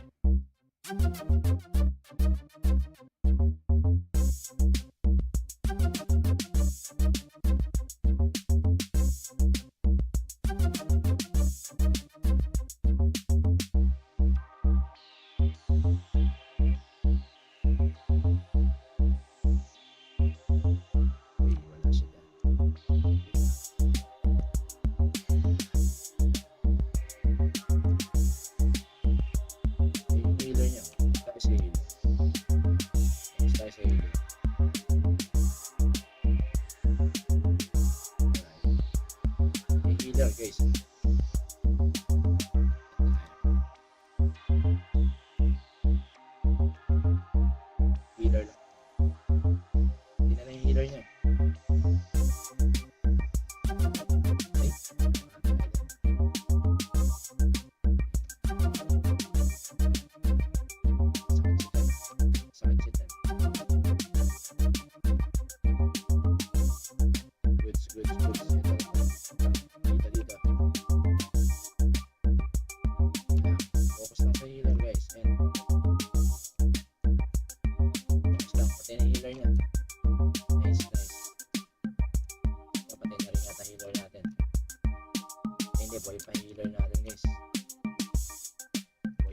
tayo. Sama tayo dito. Tara. Tara, pigit-pigit dito. Ayan o, pigit-pigit din yung kalaban. Sunod. Ay.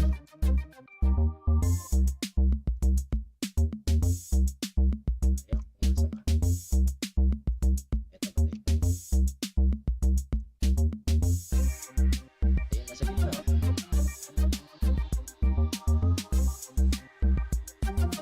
Ito na ipa-press yung ano niya. Okay, guys. Ay, ako, patay yata yung healer ko. Mali. Ayan. Yun, naka-shield. Portal tayo niya sa stake niya. Ay, yun lang. Patay tayo. Okay, tayo na naman. Maglulugi na tayo, guys. Pagod pa. Ay, nakatama ka. Galing. Stroke pa. Oh, galing yung timing niya. Alam niya yung tira ko. Ouch.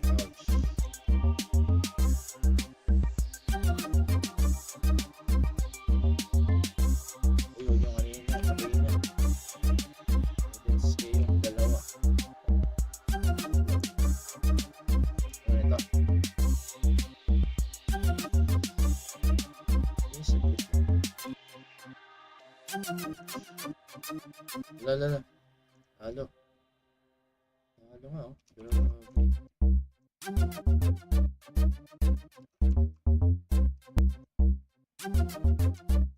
Ay, grabe. Grabe yung ano yan ah. Ito. Oh no.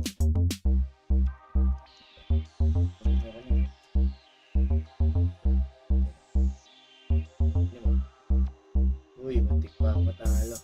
Lakas niya. Malakas yun ah. Palag yun ah. Palag yun.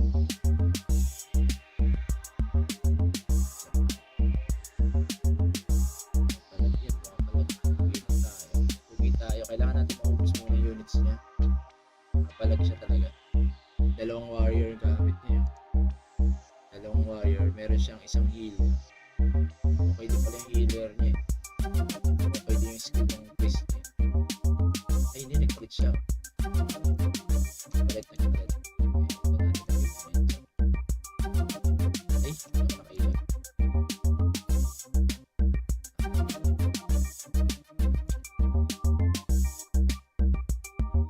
Kaya nakailan natin ito. Yung heal, ito yung ano niya. Susi niya yan. Ay, saan mo dinalan mo? Grabe yun ah. Sige, ito sa'yo.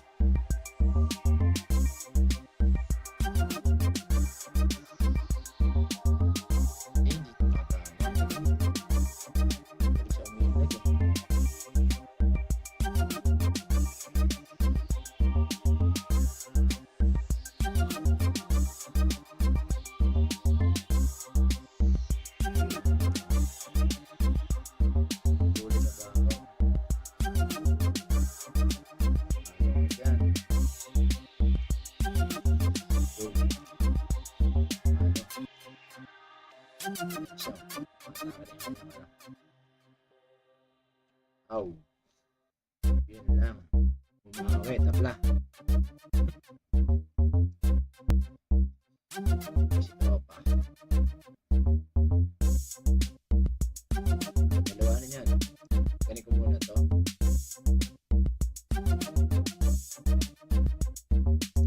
Ito nilagay ko.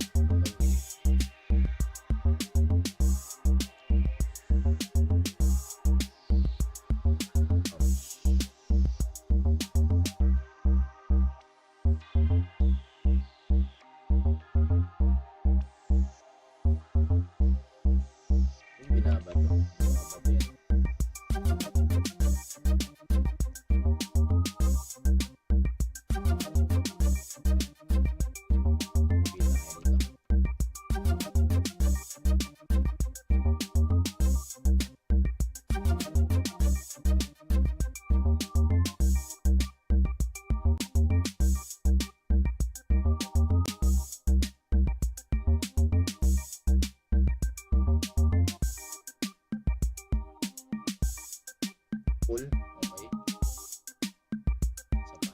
Isa pa. Oops. Hindi tumama. Sayang. Ouch, ouch, ouch. Masakit yun. Masakit yun.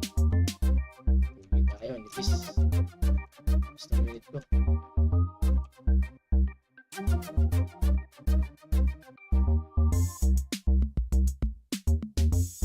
Ayun, layo. Na-isolate yung ano ko pala doon. Na-isolate yung tank.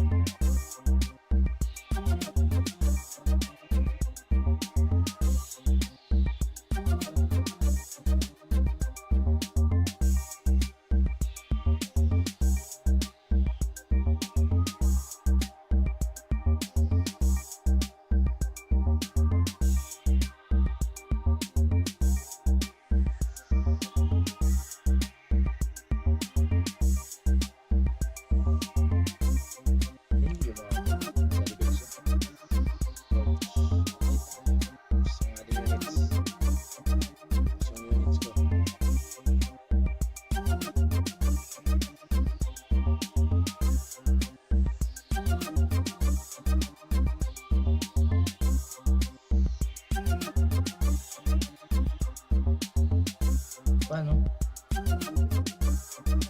Units na tira eh.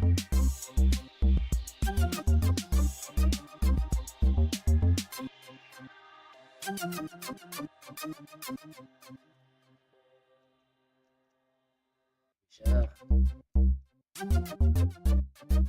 Aw. Durog. Lakas ng dami. Stala pa. Galing. Si Marbulo. Ayan. Dalawa bawas. Naka kasi, naka-wager. Tanggal ang ating win streak.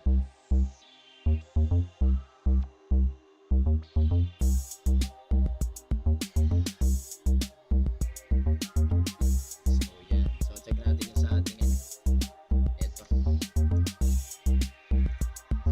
So 234 din sa ating pixels. Hindi natin pinakinggan yung ano. Hindi pa pwede na ngayon. Pwede na ngayon.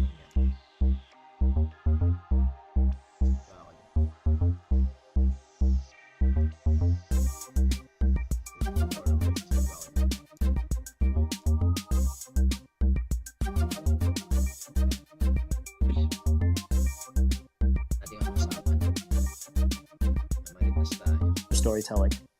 And that's really what it is. Like, community at the end of the day is narratives and stories and things that people can basically coalesce around or support or feel a sense of belonging.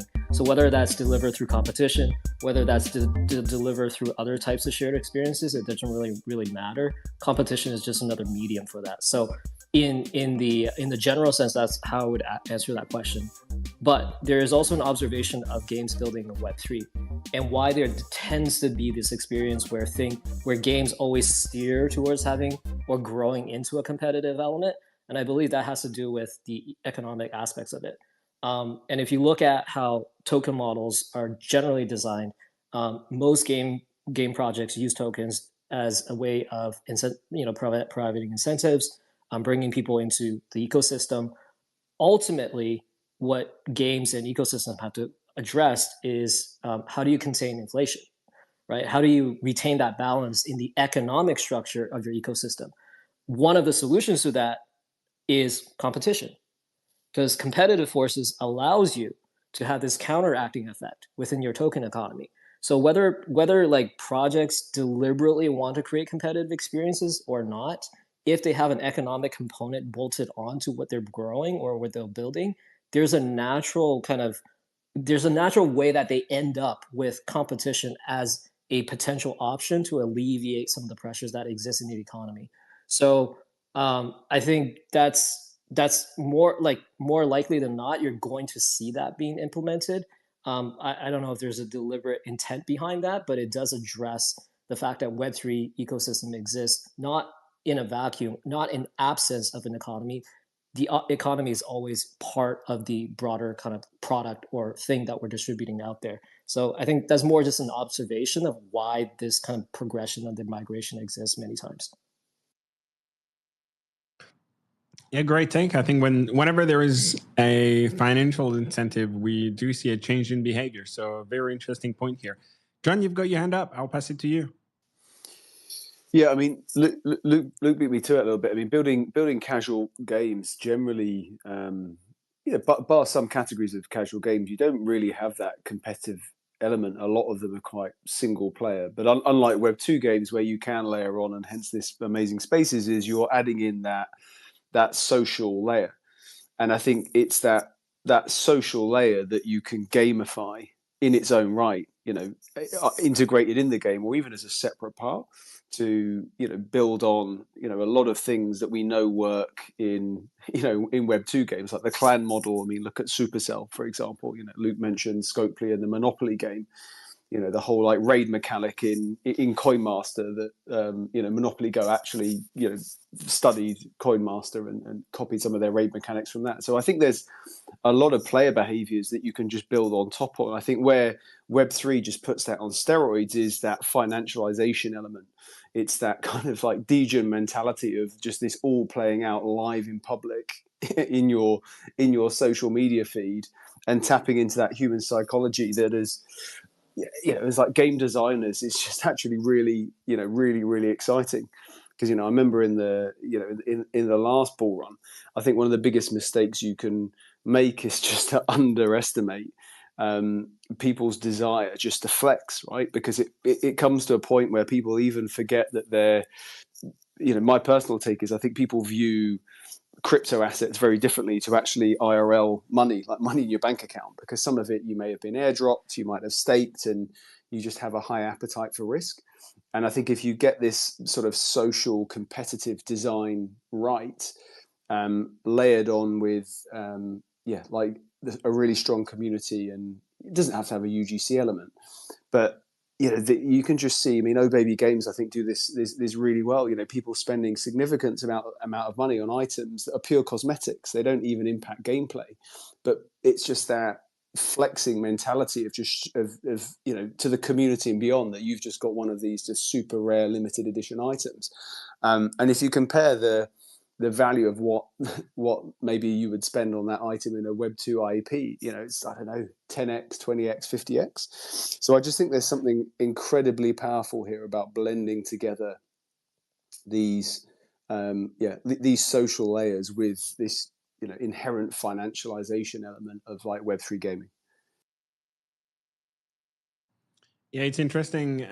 You did mention a few things that I do agree on, and no one likes to flex more than a Web3 MFR. So I do relate to that very, very much. But listen, guys, we have passed the half hour mark, which means one thing. It is time to reset the room and get the message out. So if you can and you appreciate the conversation ongoing, please give the space a like, a retweet, a comment, and drop your questions, and we will check them out later. But with that said, let's move on back to our conversations. And John, you mentioned something really interesting here when you talked about the developer side of building a game. So I guess that kind of is the perfect segue to my next question. You know, what is it that for you guys as your old game builders here on the panel, you know, from a game developer perspective, what is it that you want to see when you're building a game to help you foster that good environment in gaming and help build strong communities? So I'll pass that one back to you guys at Pixels, either Heidi or Luke, whoever wants to take it.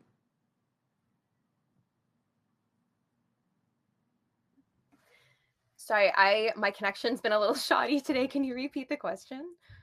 Yeah, you know what? Twitter has been horrendous over the last few hours. Right? So probably not you. It may just be Twitter.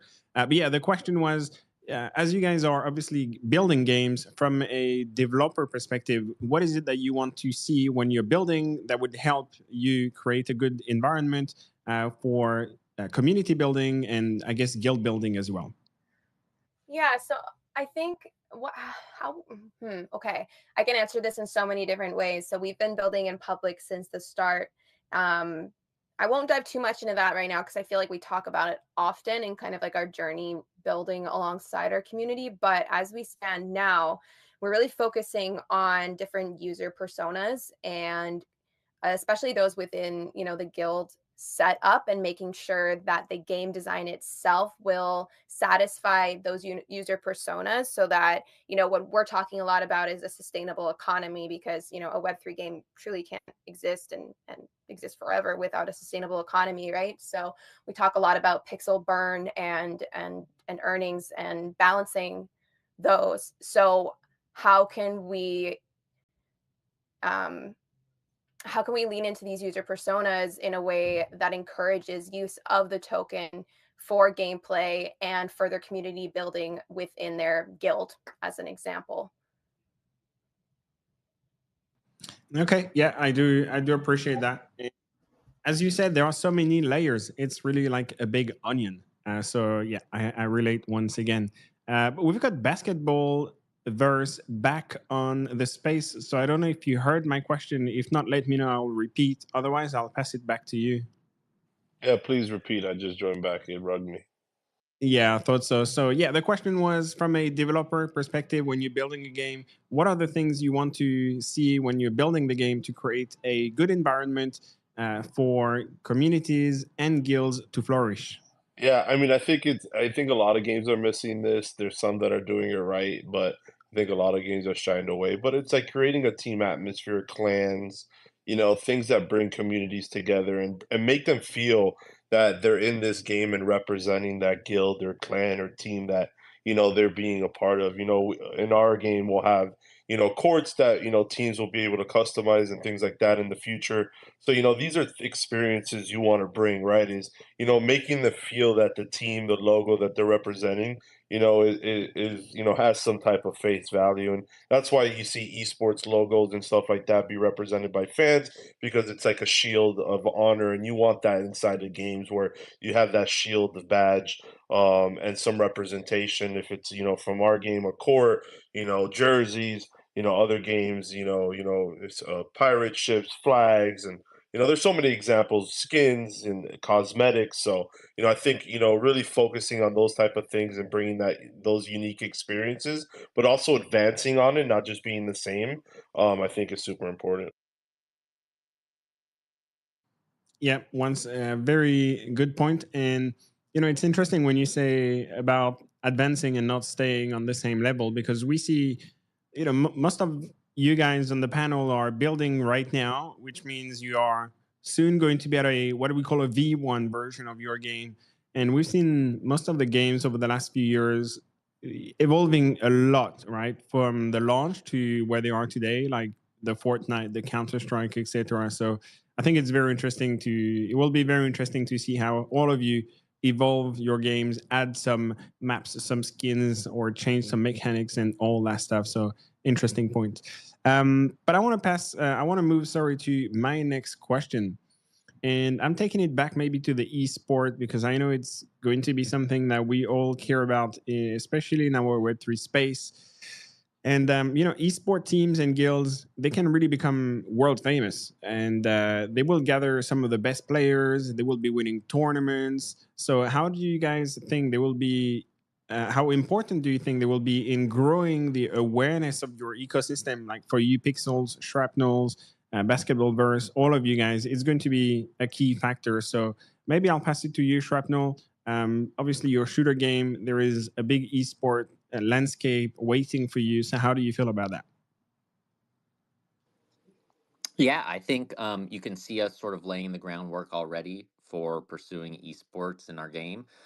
We've been having our STX leaderboards every time that we open up our servers for our player community to go ahead and have that competitive aspect built into the game where we're able to track, who's actually competing in Shrapnel, extracting the most Sigma, and then ultimately getting rewarded with Shrap token for that. And so, we're excited to expand esports beyond that and beyond our community, especially with what you're able to do with tracking on-chain data. So, for example, like we can host community-specific leaderboards. Like if we wanted to do a collaboration with Pudgy Gaming, we can queue off of index off of any NFT, any token because of the blockchain technology, and have it such that there's community-specific leaderboards, esports competitions for different Web3 entities, whether they be, a DAO, an esports organization like a YGG, or if they're more of just, a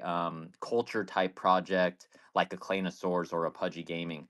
So really excited about what Web3 and blockchain technology unlocks for the potential of esports. And then I think that's just going to make it such that you see such a flourishing community of esports and traditional gaming with so many professional organizations and teams.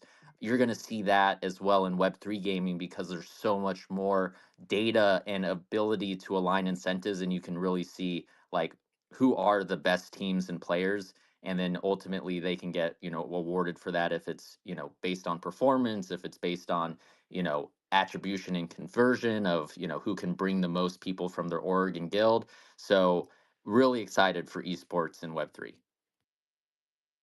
Let's go. Yeah, I'm super bullish on esport. I'm what I call a retired gamer. I'm a boomer, so I don't play as much as I would like to. But you guys are just gonna make me all come out of retirement, so I appreciate you. John, I want to pass that one to you. Obviously, you have a super big ecosystem. So how important is esport in drawing some awareness to what you guys are building?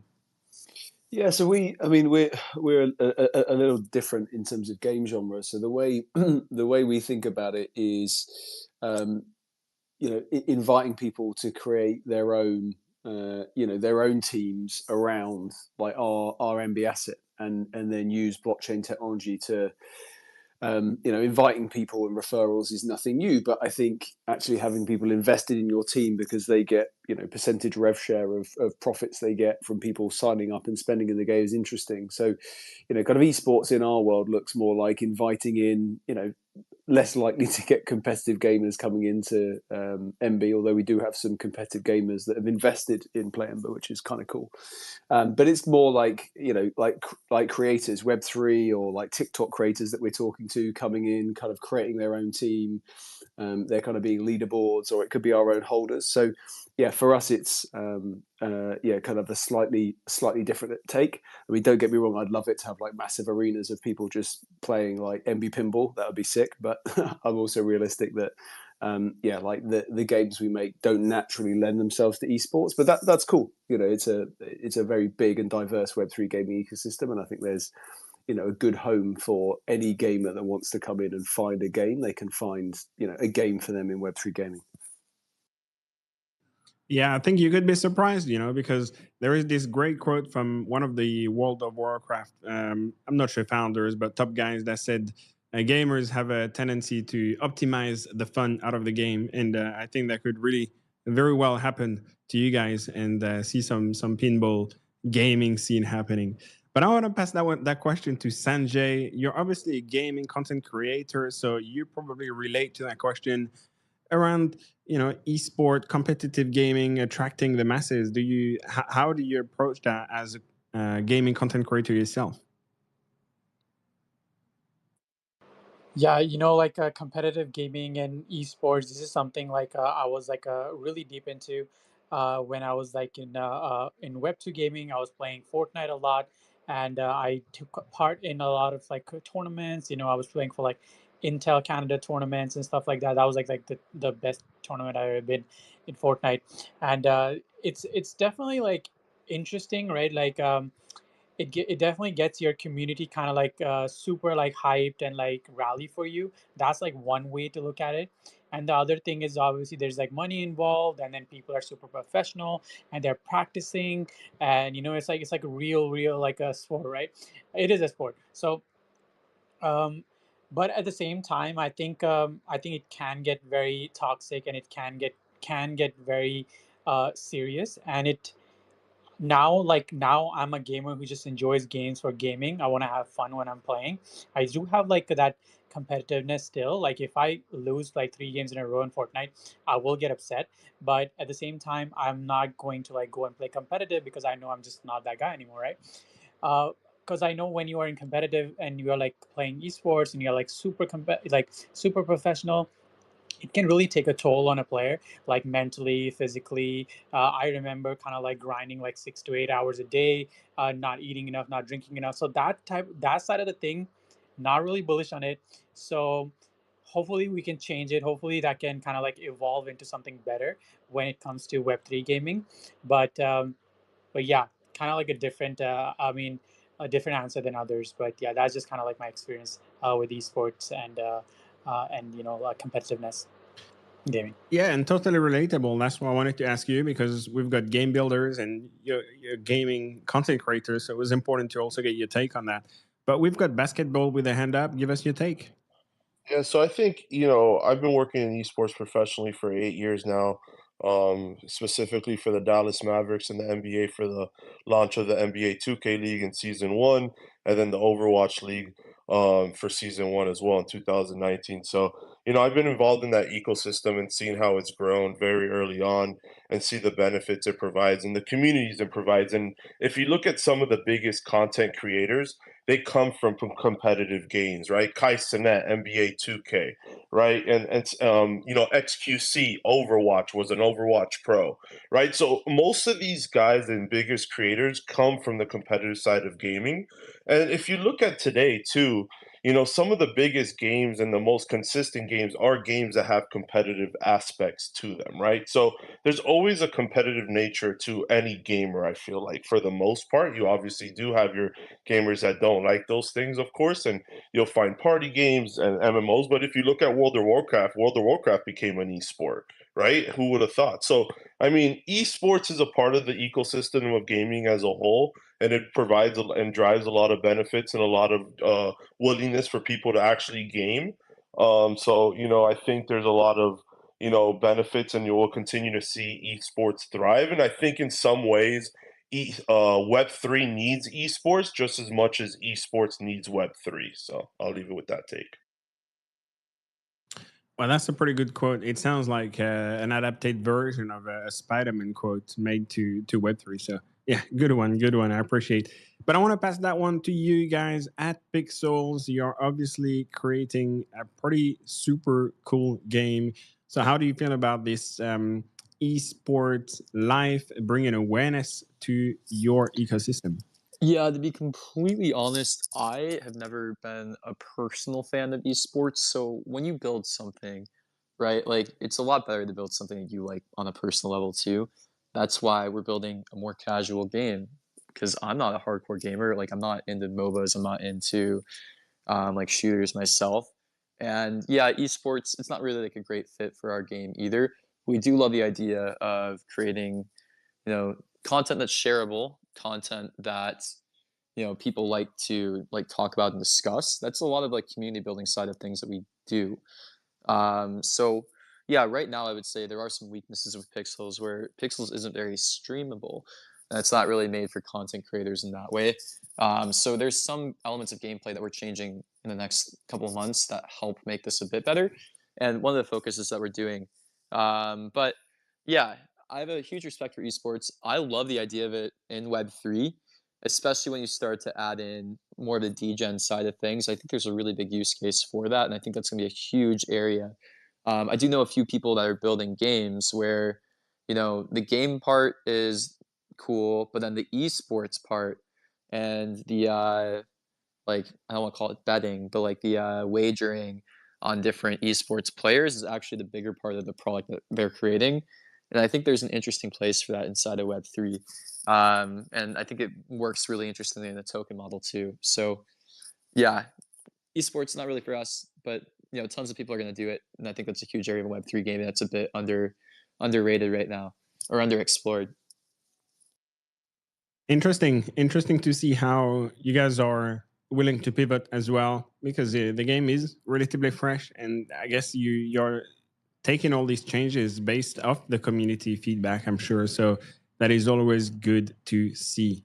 But we're gonna come to the last 10 minutes of the space. So I kind of want to ask you a question to every single one of you here on the space to kind of get your take as your old builders. And my question is, how can, as Web3 people and builders, create a more attractive scene to onboard everyone? So I'll pass that one around. I think Shrapnel, you're first on my row of speakers, so I'll pass that one to you first. Yes, sir. What can we do as builders to make the scene more welcoming? Is that the question? Yep. Yeah, I think what we can do as builders is meet our audience where they're at and creating the most sort of frictionless onboarding experience that's possible. I know previously in other cycles, when individuals felt like they were being compelled to do something, forced into downloading a wallet, learning new language and jargon, before even knowing if like what they're going to be using is something that they want to be using uh, in the future, is just so much of a barrier to entry that folks are just like, F that, I don't want to deal. So I think what we can do as developers is really abstract away the blockchain jargon, the blockchain technology, and focus on the features and the benefits that it unlocks and enables. And so that's, what we're doing here at Shrapnel. Completely free to play, found on the Epic Games Store. If you're just an FPS fan, you can find us, jump into it, and just figure out if you like to play Shrapnel or not. We don't introduce any of the sort of Web3 components to our players. We give them the optionality to dive in deeper if they feel compelled to do so. But if you want to just be sort of a free to play player, buy Shrapnel with your credit card, buy some skins and cosmetics, play it like a Fortnite or something, you're able to do so. But if you want to, have more ownership of those digital assets, ultimately sell a skin on our marketplace to get a little bit of that trap back that you had initially spent on that. If you no longer want that skin, if you want to throw that skin into our blender to, test your luck to see if you get something amazing spit out from there, you're able to do so. Or if you even want to send that to your buddy to play with on his account, you have the option to do so, because those skins on the back end are NFTs on our subnet. But to the player, right, they're just skins. They just have a lot more functionality now in our game than in other games before. So I think, what we can do as builders is highlight, like, hey, here are the benefits of this blockchain technology. It's not annoying, it's not cumbersome, it's not taking away from your experience, it's adding to it. That's one. And then second, give the player the optionality to engage with all those benefits and features, and don't force them to. And that's how I think we can make this space more inclusive from a development standpoint. Yeah, that makes a lot of sense. Make it easy for people to join, and then let them dive deeper if they want to, as an option. John, I'll pass that question to you as well.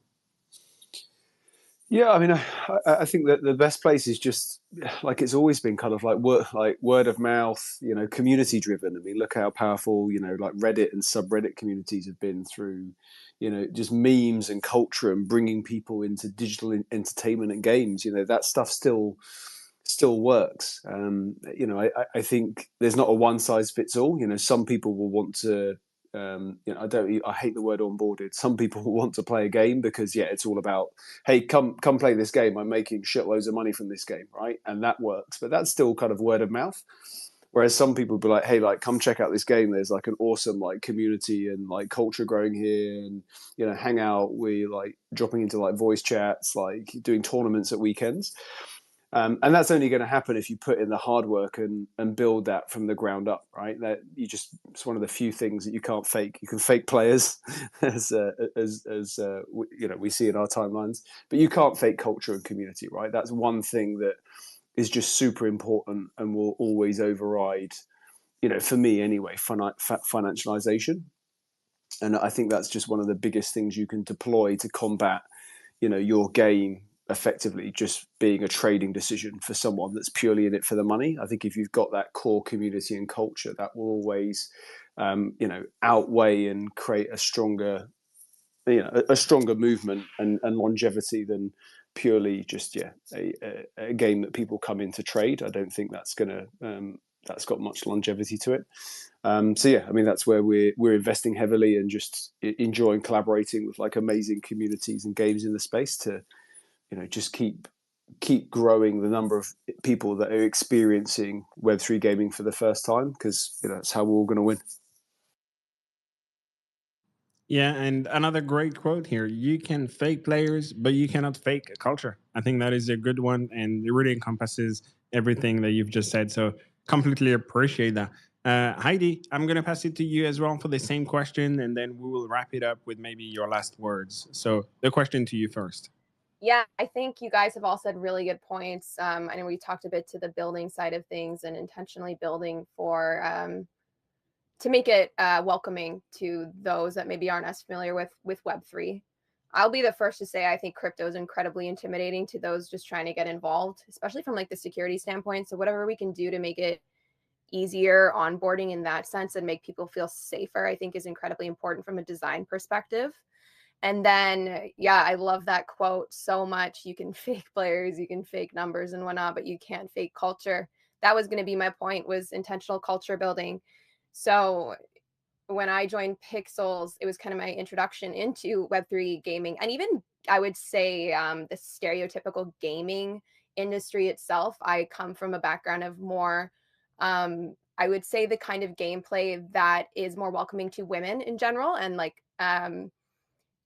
female identifying people, the mini games, the like Sims, Roller Coaster Tycoon kind of stuff, and all of that. And so crossing into something that is, I would say, generally speaking, more male dominated and welcoming to male identifying people, doing what we can to make our company and game and community culture welcoming to people that are that identify as something outside of that stereotype is something that's incredibly important to me and the entire Pixels team.